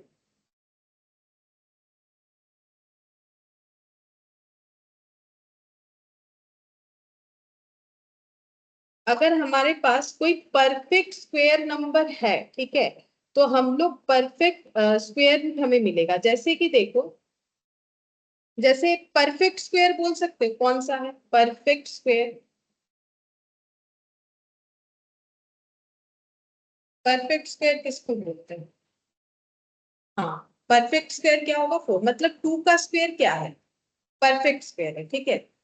तो ये 2 स्क्वायर हो गया 4। अगर मेरे पास कोई परफेक्ट स्क्वायर नंबर है तो हमें परफेक्ट उसका स्क्वायर रूट भी मिलेगा, तो फिर परफेक्ट स्क्वायर मेरा क्या है, 4, तो 4 का हमें स्क्वायर रूट भी परफेक्ट मिलेगा, मतलब कितना मिलेगा, 2, ठीक है।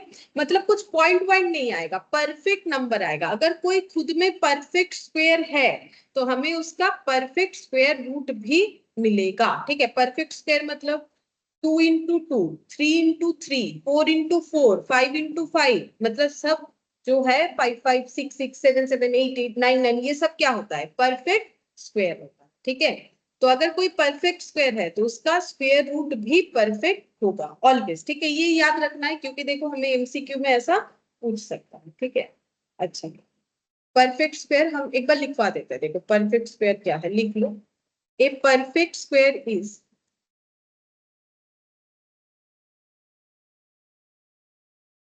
defined defined as a number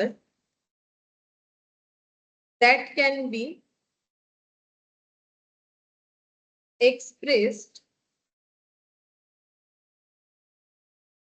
as the square of the number from the natural number। और imperfect square के लिए लिखो, imperfect squares are those number whose square root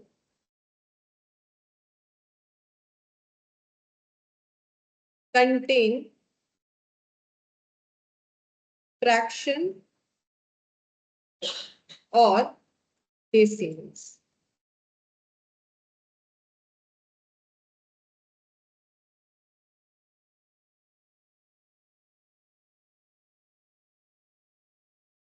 लिखो फिर बताते हैं।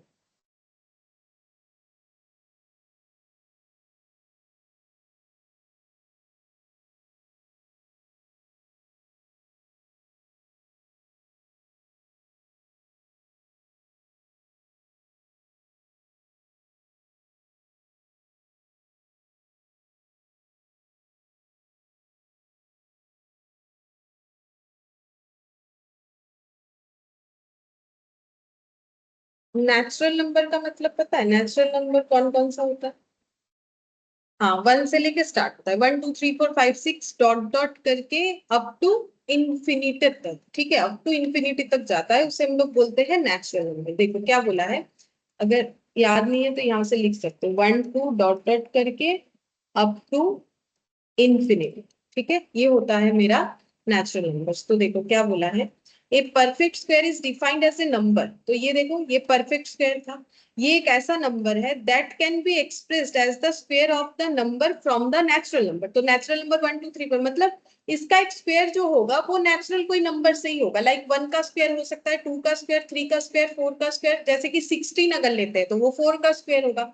अगर हम लोग मान लो ले लेते हैं 25, तो कितने का स्क्वायर होगा, 5 का स्क्वायर होगा। ठीक है, तो वही चीज बोला है, तो वो होता है परफेक्ट स्क्वायर। और इम्परफेक्ट स्क्वायर क्या होता है, वो सारे नंबर्स होते हैं whose square root contain fraction. मतलब जैसे मान लो ऐसे कर दिया 29, तो इसका स्क्वायर रूट का आंसर क्या आएगा, देख लो तुम लोग, यहाँ पर हम कैलकुलेटर में दिखाते, देखो 29 का ये स्क्वायर रूट कर दिया, देखो आ गया डेसिमल में या फ्रैक्शन में। ठीक है, कैसे आंसर आया, डेसिमल में। अब इस डेसिमल को हम लोग चाहे तो फ्रैक्शन में भी ट्रांसफर कर सकते हैं, जैसे 5.3851, ये तो कंटिन्यूएशन में चल रहा है। और कुछ डेटा ले लेते हैं, जैसे 28 का भी ऐसे ही आएगा, बहुत सारा पॉइंट आएगा। ठीक है, तो ये देखो, ये डेसिमल का आंसर हो गया है ना, पॉइंट में आ रहा है। ठीक है, तो ये मेरा परफेक्ट स्क्वायर नहीं है। या फिर हम लोग इसको फ्रैक्शन में भी दिखाते हैं, तो फिर फ्रैक्शन में आंसर आ जाएगा। अगर मेरा परफेक्ट, जैसे कि देखो अगर तुम लोग करोगे 25, तो देखो इसका कितना आ गया 5, तो ये परफेक्ट स्क्वायर है। लेकिन अगर करोगे 26, तो ये क्या हो गया, डेसिमल में आ गया। तो अगर डेसिमल में आ जाता है तो उसको हम लोग क्या बोलते हैं, इम्परफेक्ट स्क्वायर। और एक अगर हमें एक ही नंबर पूरा, मतलब पूरा राउंड में नंबर मिलता है, तो उसे हम लोग क्या बोलेंगे, परफेक्ट स्क्वायर। ठीक है, अच्छा अब हमें ये सीखना पड़ेगा कि कैसे स्क्वायर रूट कैलकुलेशन होता है, जिसमें एक तो मैंने तुम लोग को अभी सिखाया, ये देखो इस तरीके से ये वाला फॉर्मूला यूज करके हम लोग कर सकते हैं, कैसे करके स्क्वायर रूट कैलकुलेट होता है। बाकी हम लोग को क्या क्या मेथड सीखना पड़ेगा वो एक बार हम लिख देते हैं। यहाँ पर लिखो मेथड्स, स्क्वायर रूट कैलकुलेट करना, टोटल 4 मेथड्स। पहला है repeated subtraction method, repeated subtraction method.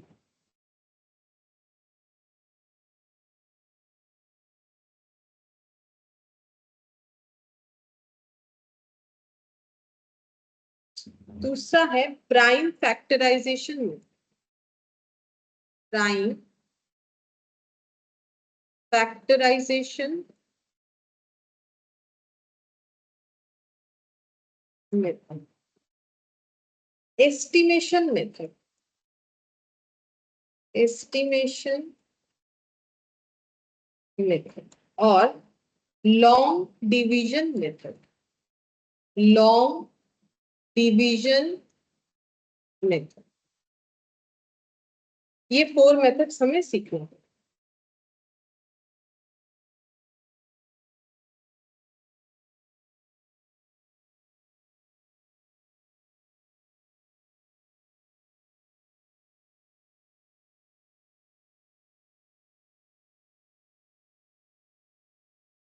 अच्छा, पहला वाला मेथड हेडिंग करो, रिपीटेड सब्ट्रैक्शन मेथड। इसका हम लोग एक ही एग्जांपल देखेंगे, क्योंकि एक्चुअली हमें इससे करना, ठीक है, लॉन्ग डिवीजन मेथड ये हमें ज्यादा अप्लाई करना है।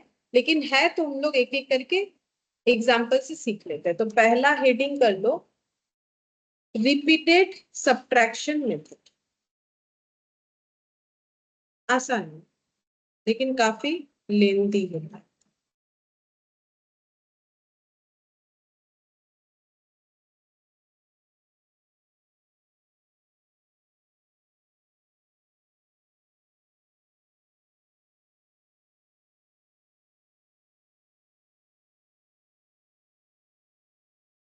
Find the square root of 16, ये मैंने क्वेश्चन दिया है। ठीक है, find the square root of 16। तो देखो अगर नॉर्मल तुम लोगों को स्क्वायर रूट निकालना है 16 का, तो सबसे पहले तुम लोग 16 के ऊपर स्क्वायर रूट लगाओगे, फिर आंसर कितना लिख दोगे, 4। ठीक है, तो ये कौन सा मेथड कर रहे हो पता है, ये लॉन्ग डिवीजन मेथड से ही एक्चुअली हो रहा है। ठीक है, तो ये तो देखो आदत हो गया हम लोग का, आराम से ये हम लोग बोल सकते हैं। लेकिन अगर हमें रिपीटेड स्क्वायर मेथड का पता करना है तो वो कैसे होता है वो देखो। तो सबसे पहले हमें क्या करना पड़ेगा, हमें जो भी नंबर दिया हुआ है उसको पहला जो भी ऑड नंबर है हमारे नंबर सीरीज में, जो पहला ऑड नंबर है उससे माइनस करना पड़ेगा। बोलो पहला ऑड नंबर क्या है? ऑड मतलब क्या? जो डिविजिबल बाय 2 नहीं होगा। बोलो सबसे पहला ऑड नंबर क्या है? 1। सबसे पहला ऑड नंबर 1, तो माइनस करने से कितना आ गया? 15। तो स्टेप 1 लिखो, इस मेथड का स्टेप 1 लिखो जो मैंने अभी सिखाया, अभी खत्म नहीं हुआ है क्योंकि आंसर तो 4 आना चाहिए ना। तो लिखो सबट्रैक्ट द नंबर, जिसका भी हमें स्क्वायर रूट निकालने बोला है वही वाला, subtract the number from odd number, odd numbers starting from 1। बस इसी मेथड को हमें रिपीट करते जाना है जब तक मेरा 0 नहीं आ जाता है। ठीक है, अब नेक्स्ट जब माइनस करेंगे तो इस 15 से करेंगे। 16 को 1 से कम कर दिया, मुझे क्या करना है? हर बार ऑड नंबर से माइनस करना है। तो मेरा कितना आंसर आ गया? 15। अब 15 को नेक्स्ट ऑड नंबर बताओ कितना होगा? 3। तो माइनस करने से कितना आ जाएगा? 12। फिर 12 को नेक्स्ट ऑड नंबर से माइनस करो, तब तक करते जाना है जब तक 0 नहीं आता है, और ये 0 आ जाएगा। ठीक है, अब माइनस करो 12 के बाद, सॉरी 3 के बाद क्या हो? 5। ठीक है, तो कितना आएगा? 7। 7 माइनस 5 6 7, तो ये कितना आ गया? 0। बस यहीं पर हमें जो है रुक जाना है, 0 आ गया। तो इसके बाद हम लोगों ने क्या कंसेप्ट फॉलो किया? पहले तो हम लोगों ने जो है 1 से माइनस करना स्टार्ट किया। आफ्टर दैट लिखो अगेन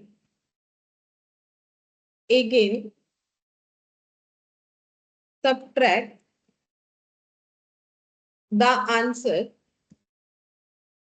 answer in step 1। देखो स्टेप 1 में हमारे पास जो आंसर आया था यानी 15। ठीक है, तो अगेन हम लोगों ने सब्ट्रैक्ट करना स्टार्ट किया from next odd number,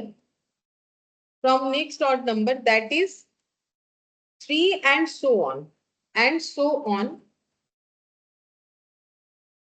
until get 0। ये तो देखो मैंने लिख दिया समझाने के लिए। ठीक है, ये सब कुछ रटने का थोड़ी ना जरूरत है, ये तो हम लोगों ने कैसे किया वो लिख लिया ताकि कभी भी देखोगे याद आ जाएगा, बाई चांस अगर भूल जाते हो।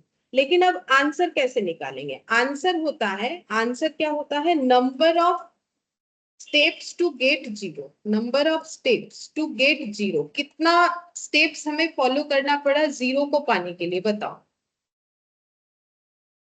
4, 1 2 3 4। ठीक है, तो मेरा आंसर क्या हो जाएगा? 4। और तुम लोग को तो पता है 16 का स्क्वायर रूट क्या होता है? 4। ठीक है, आसान है, लेकिन वो 16 के लिए ठीक है। अगर 5-6 डिजिट का नंबर हुआ तो 0 आते आते तो पूरा पेज के ऊपर पेज खत्म होते जाएगा। ठीक है, और उतना माइनस ओरली करना पॉसिबल नहीं है। ठीक है, अच्छा चलो, अच्छा मेथड है, मतलब छोटे छोटे क्वेश्चंस के लिए फिर भी ठीक है, लेकिन बाकी ऐसे 16 वगैरह तो तुम लोगों को ऐसे ही याद रहेगा, ओरली जाएगा। अच्छा, सेम कंसेप्ट से तुम लोग 25 करके दिखाओ, तो find the square root of 25, ये वाले मेथड से करके दिखाओ। Find the square root of 25 इसी वाले मेथड से।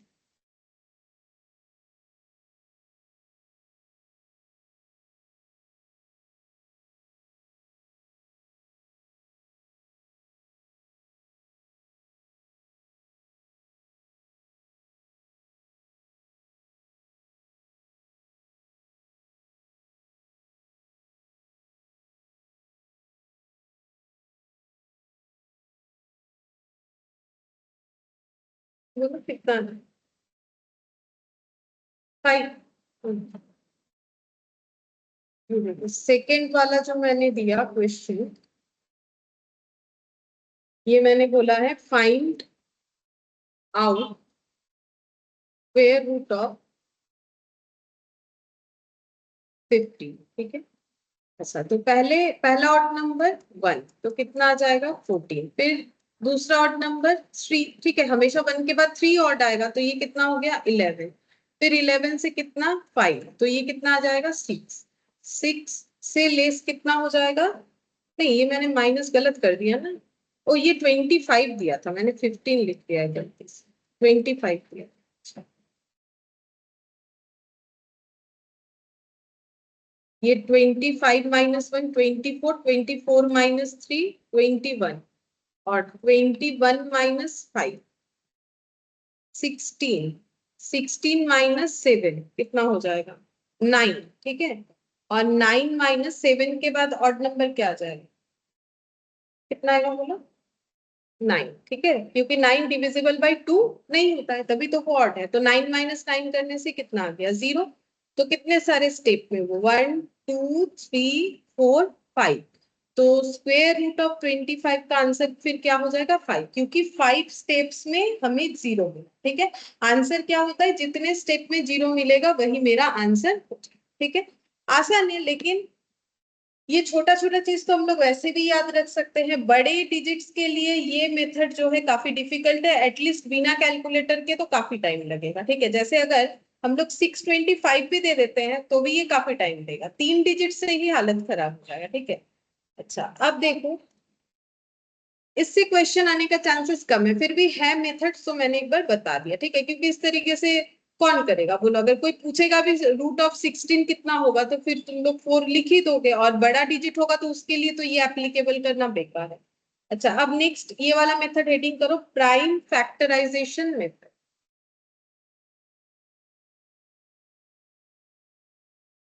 प्राइम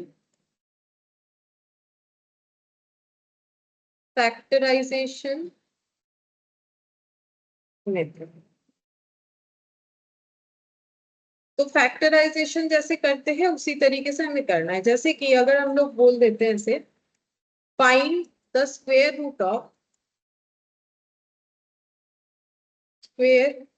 रूट ऑफ 225, ठीक है। ये फाइंड आउट करने बोला है, मतलब बेसिकली बोला है 225 इक्वल टू कितना होगा, root over of 225 equal to कितना होगा। अगर प्राइम फैक्टराइजेशन, तो फैक्टराइजेशन कैसे करते हैं, इस तरीके से, ठीक है। तो सबसे पहले कितने नंबर से ये डिवाइड होगा उतने से ही लिखेंगे, ठीक है। तो 1 से देखो, 1 से तो होता ही है, 1 का छोड़ो, 2 से होगा नहीं, पीछे 5 है नहीं होगा, 3 से होगा नहीं, 4 नहीं, 5 से होगा, क्योंकि किसी डिजिट के पीछे 5 रहता है तो 5 से डिविजिबल होगा, बाकी किसी से भी नहीं होगा, ठीक है। तो 5 से डिवाइड करो कितना होगा, 5 4 से 20, 2 नीचे आ गया 25, 5 5 25, ठीक है। अच्छा, अब नेक्स्ट कितने से जाएगा, 3 से जाएगा, ये भी 3 से जाता है ना, हाँ पहले 3 से ही करना चाहिए हमें, ठीक है, पहले 3 से ही करना चाहिए, सबसे सिंपलेस्ट वाले से करना चाहिए। 3 7 से 21, और ये 3 5 50। अच्छा, अब 5 से करेंगे कितना हो जाएगा 15। अब फिर 3 से जाएगा, ये भी जाता क्या 3 से, हाँ ये लो, बार बार गलत क्यों करते हो। अच्छा ठीक है, 3 से जाएगा, 3 2 6, हाँ 25। अब 5 से देना चाहिए, 5 5, और ये 5 1। अगर लास्ट में ये वाला देते हैं तो भी ठीक है, नहीं भी देते हो तो भी ठीक है। तो हम लोग का क्या क्या फैक्टर निकला, 225 इक्वल टू निकल गया 3 × 3 × 5 × 5, ठीक है। 1 लिखना जरूरी नहीं है, ठीक है। तो 225 का हम लोग इसको 3 × 3 को ऐसा लिख सकते हैं 3 स्क्वायर, और 5 × 5 को क्या लिख सकते हैं 5 स्क्वायर, ठीक है। और इन दोनों को कंबाइनली ऐसे लिख सकते हैं 3 × 5 का होल स्क्वायर, बोलो ये लिख सकते हैं। अगर मेरा जैसे ए स्क्वायर है और बी स्क्वायर है तो तुम लोग इसको ऐसे नहीं लिखते, ए बी का होल स्क्वायर मतलब ही तो ए स्क्वायर इंटू बी स्क्वायर, तो वैसे ही 3 स्क्वायर इंटू 5 स्क्वायर का अगर हम लोग एक साथ लिख देते हैं तो ये इतना हो गया, ठीक है। अच्छा, तो फिर हम लोग का ये कितना आ गया 15 स्क्वायर, ठीक है। तो हम लोग बोल सकते हैं 225 इक्वल टू 15 स्क्वायर। अब मुझे क्या करना है 225 का रूट निकालना है, तो फिर अगर इधर रूट लगाते हैं तो ये 15 स्क्वायर का भी क्या हो जाएगा रूट हो गया। अगर रूट के अंदर 2 15 है तो बाहर कितना 15 है, इसका मतलब तो यही हो गया ना 15 × 15, ठीक है। तो रूट के अंदर 2 15 है तो बाहर कितना है एक 15 आएगा, देखो ना इसका मतलब क्या होगा 15 स्क्वायर टू दी पावर 1/2, जो एकदम स्टार्टिंग में बताया मैंने। अब ये मैंने क्या बोला था, दोनों कैंसिल आउट हो जाता है तो कितना हो जाएगा 15, ठीक है। ये मल्टीप्लाई हो जाता है तो आंसर कितना आएगा 15। तो इस तरीके से भी हम लोग फैक्टराइजेशन रूल्स के थ्रू से भी ऐसे लिख के कर सकते हैं, ठीक है। तो ऐसे कर लिख लो, ये एक एग्जाम्पल भी लिख लो।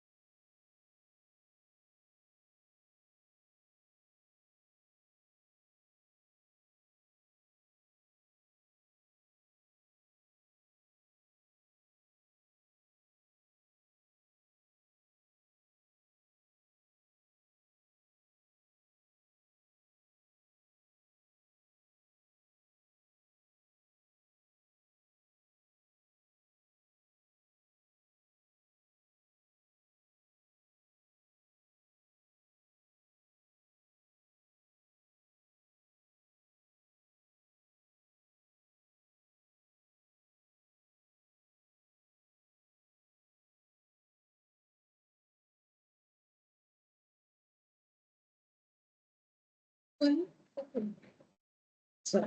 ये एस्टिमेशन मेथड खास कुछ है नहीं, वो देखते हैं, बाद में बता देंगे। अभी हम लोग देखो जो मेन है लॉन्ग डिवीजन मेथड, उसका एक ही क्वेश्चन बताएंगे, उसको फिर नेक्स्ट दिन और एक बार करेंगे। तो एक बार लिख लो लॉन्ग डिवीजन मेथड, ठीक है। इसमें कैसे होगा ये इंपॉर्टेंट है, ठीक है। वो जो भी सीखे हो, अगर बाई चांस वो भूल भी जाते हो इट्स ओके, बट ये हम लोग को याद रखना।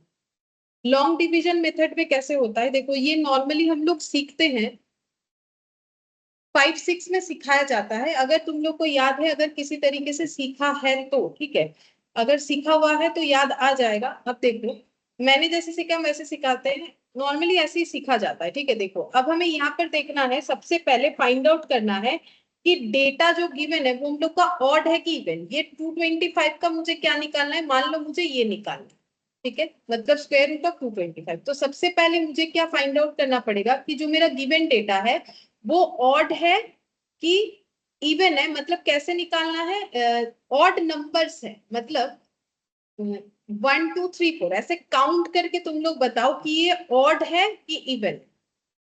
ऑड है क्यों, क्योंकि देखो कितने सारे डिजिट्स है, डिजिट के हिसाब से मुझे बताओ ऑड है कि इवन है। 3 डिजिट है, 3 डिजिट होने से इसको हम लोग क्या मानेंगे, ऑड मानेंगे, ठीक है। अगर ऑड है, ठीक है, तो मुझे इसका कैसे कैलकुलेशन करना है देखो। स्क्वायर रूट का टेबल कैसे होता है पता है, जैसे 2 का टेबल 2 1 2, 2 2 4, 2 3 6। तो स्क्वायर रूट का टेबल ऐसे होता है 1 into 1 में 1, 2 into 2 में 4, 3 into 3 का 9, ठीक है, 4 into 4 में 16। ये सब जो डबल डबल सेम डिजिट होता है इसको हम लोग बोलते हैं स्क्वायर रूट का टेबल, ठीक है। इसको बोलते हैं स्क्वायर का टेबल, ठीक है, स्क्वायर टेबल उसको बोलते हैं, ठीक है। ऐसे हम लोग 1 का टेबल सीखते हैं, 2 का, 3 का। तो जो भी ऐसा वाला नंबर है वो सारे एंड डॉट डॉट ये चलता जाएगा, 6 6 7 7 8 8 9 9 डॉट डॉट करके चलता जाएगा, ठीक है। अच्छा, अब अगर मेरा ऑड है, ये नंबर ऑड है, तो मुझे एक डिजिट से डिवाइड करना है, ठीक है। अब बोलो ये टेबल ही मुझे यहाँ पर अप्लाई करना है। हम 1 1 सा 1, फिर 1 2 सा 2 ऐसा नहीं कर सकते, मुझे यही टेबल अप्लाई करना है। तो मुझे कितना लिखना चाहिए, 1 1 में 1, ठीक है, क्योंकि 2 2 में तो 4 होता है, वो तो नहीं जाएगा। अब यहाँ नॉर्मल जैसे डिवाइड करते हो ना, वैसे माइनस करते हो वैसे माइनस करो, 2 से -1 करेंगे कितना आएगा, 1। और हमेशा नॉर्मली हम लोग जब नॉर्मल डिवाइड का रूल्स अप्लाई करते हैं तो एक एक डिजिट नीचे लाते हैं।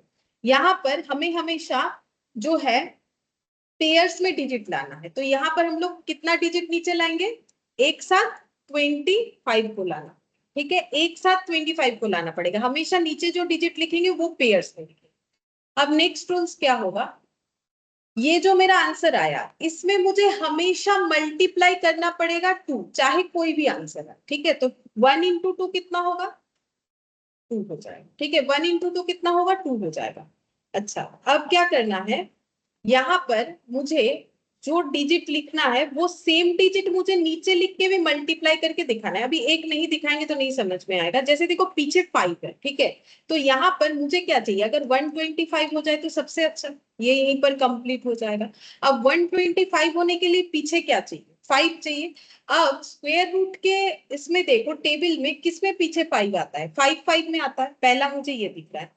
तो हम यहाँ एक बार 5 लिखना पड़ेगा, यहाँ भी एक बार 5 लिखना पड़ेगा, और 25 और 5 का मल्टीप्लाई करके देखेंगे कि 125 आ रहा है कि नहीं। तो 5 5 सा 25, कैरी 2 हुआ, 5 into 2 10, 10 plus 2 12, ये हो गया। अब ये जो 5 आया ना, ये जो 5 आया इसको मुझे कहाँ लिखना है, यहाँ पर लगा, ठीक है।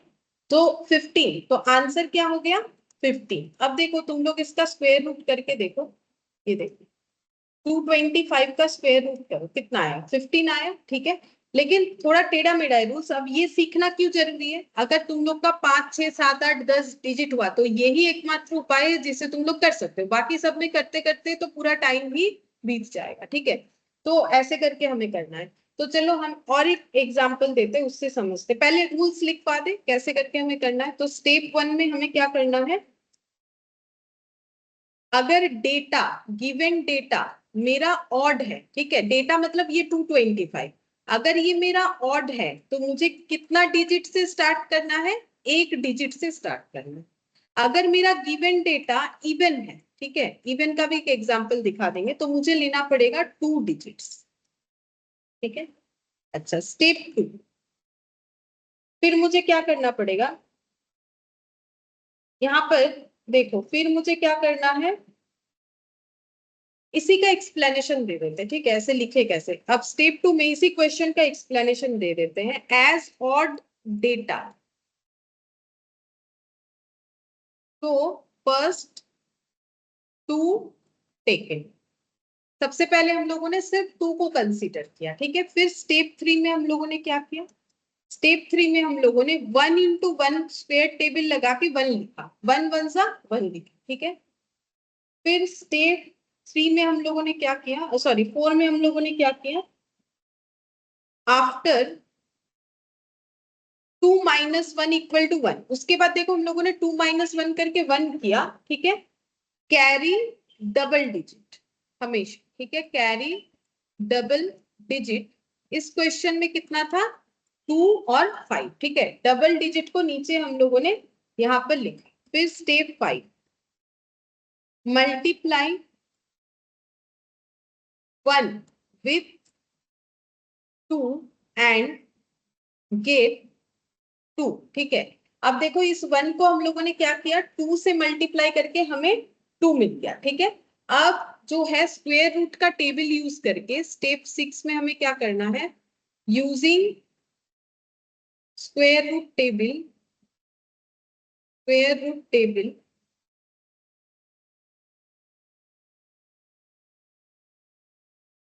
यूज करते हो। यूज किया है स्क्वायर रूट के टेबल को, इससे ज्यादा इसको स्टेप वाइज लिखवाना पॉसिबल नहीं है, ठीक है।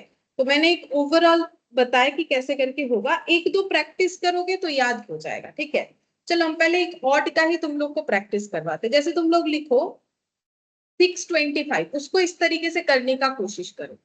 625 हम पहले ऑड ही सिखा रहे हैं, फिर इवन सिखाएंगे नेक्स्ट क्लास में। आज ऑड का ही 2 एग्जाम्पल करवा देते। 625 का मुझे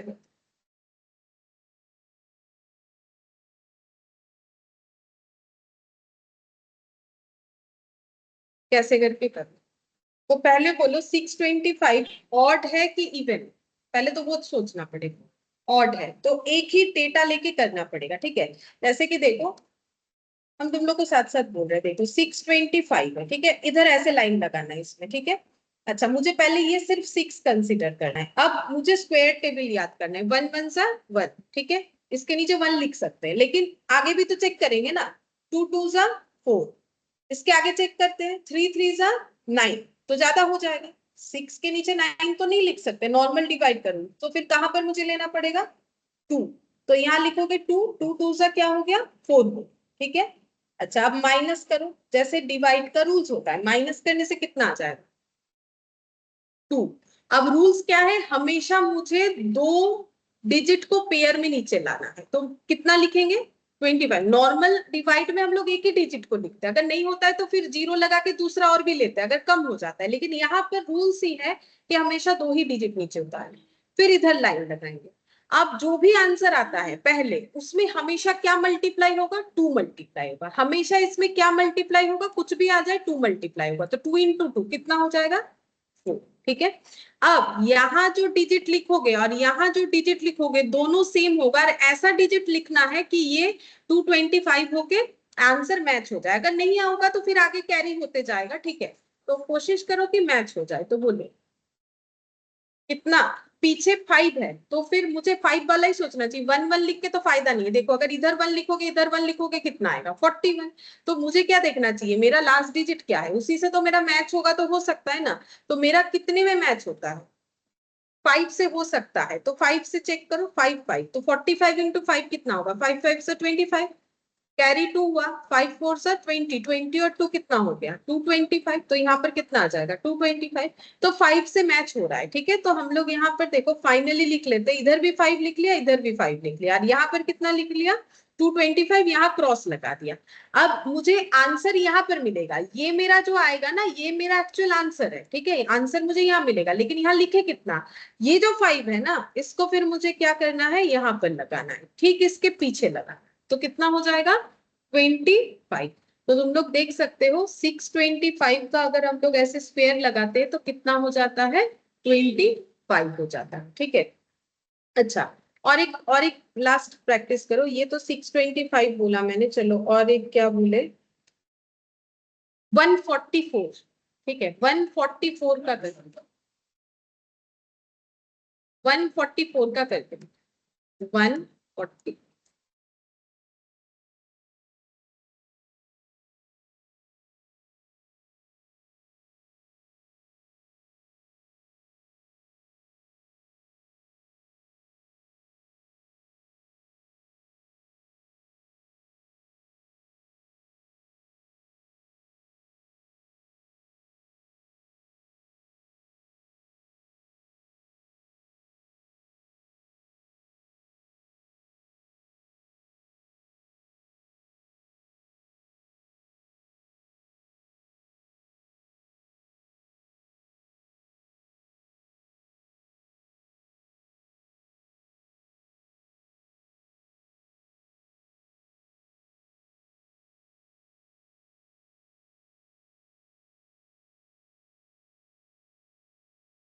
ट्वेल्व।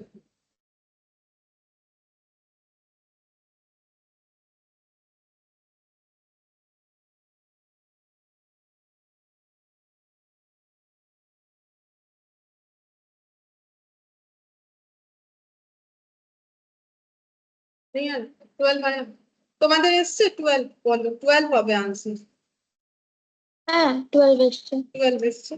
देखो ऐसे होगा, ये मेरा ऑड है तो मुझे पहले 1 से चलना पड़ेगा, तो स्क्वायर रूट का टेबल 1 1 1, ठीक है, तो उसी से हो जा रहा है, तो ये लिख दो, ठीक है। यहाँ पर कितना आ जाएगा, दोनों एक साथ उतरेगा 44, ठीक है।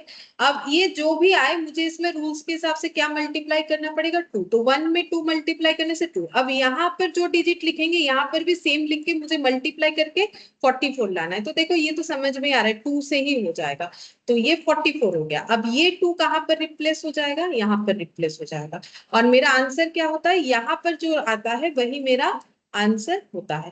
तो तुम लोग देखो चेक करके, ये 12 का मतलब 144 का अगर स्क्वायर रूट करोगे तो कितना आंसर आएगा, 12 आ जाएगा, ठीक है। अच्छा, अब एक दो होमवर्क देते हैं, चलो प्रैक्टिस करोगे तो याद रहेगा। जैसे 121 का ऐसे करके दिखाना, ठीक है, ये वाला कर सकते हो। और एक क्या दे सकते हैं, ऐसे ही प्रैक्टिस करोगे, ठीक है, मतलब इसको कैलकुलेटर में मत कर लो, नहीं तो अभी तो तुरंत आंसर आ जाएगा। अच्छा, और क्या हो सकता है,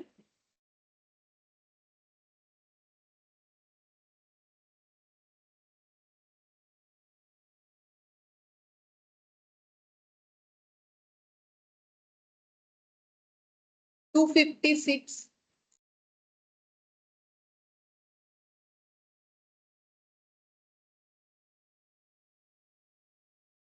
और 361,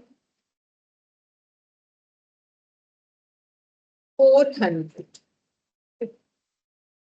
बस ये चार ही देंगे, ठीक है। इसको सेम इस तरीके से प्रैक्टिस करना है ताकि याद हो जाए कि रूल्स क्या है। और जब हम लोग ये ऑड वाला किया, नेक्स्ट दिन हम लोग इवन वाला करेंगे और तीन तीन डिजिट से भी ज्यादा वाला करेंगे, ठीक है। जब इवन करेंगे तो हमारा क्या होगा, 2 या 4 डिजिट वाला होगा, ठीक है। और उसके बाद हम लोग जो है बड़ा बड़ा डेटा करेंगे, जैसे 5 6 7 डेटा रहता है तो कैसे होगा, तो ये सेम कंसेप्ट में ही होगा, तो इसको प्रैक्टिस करोगे तो याद हो, ठीक है। ठीक है, फिर आज इतना ही कर, ठीक है सितारा, हाँ मैम, बाय मैम। ठीक है सितारा। Bye ma'am. बोलो।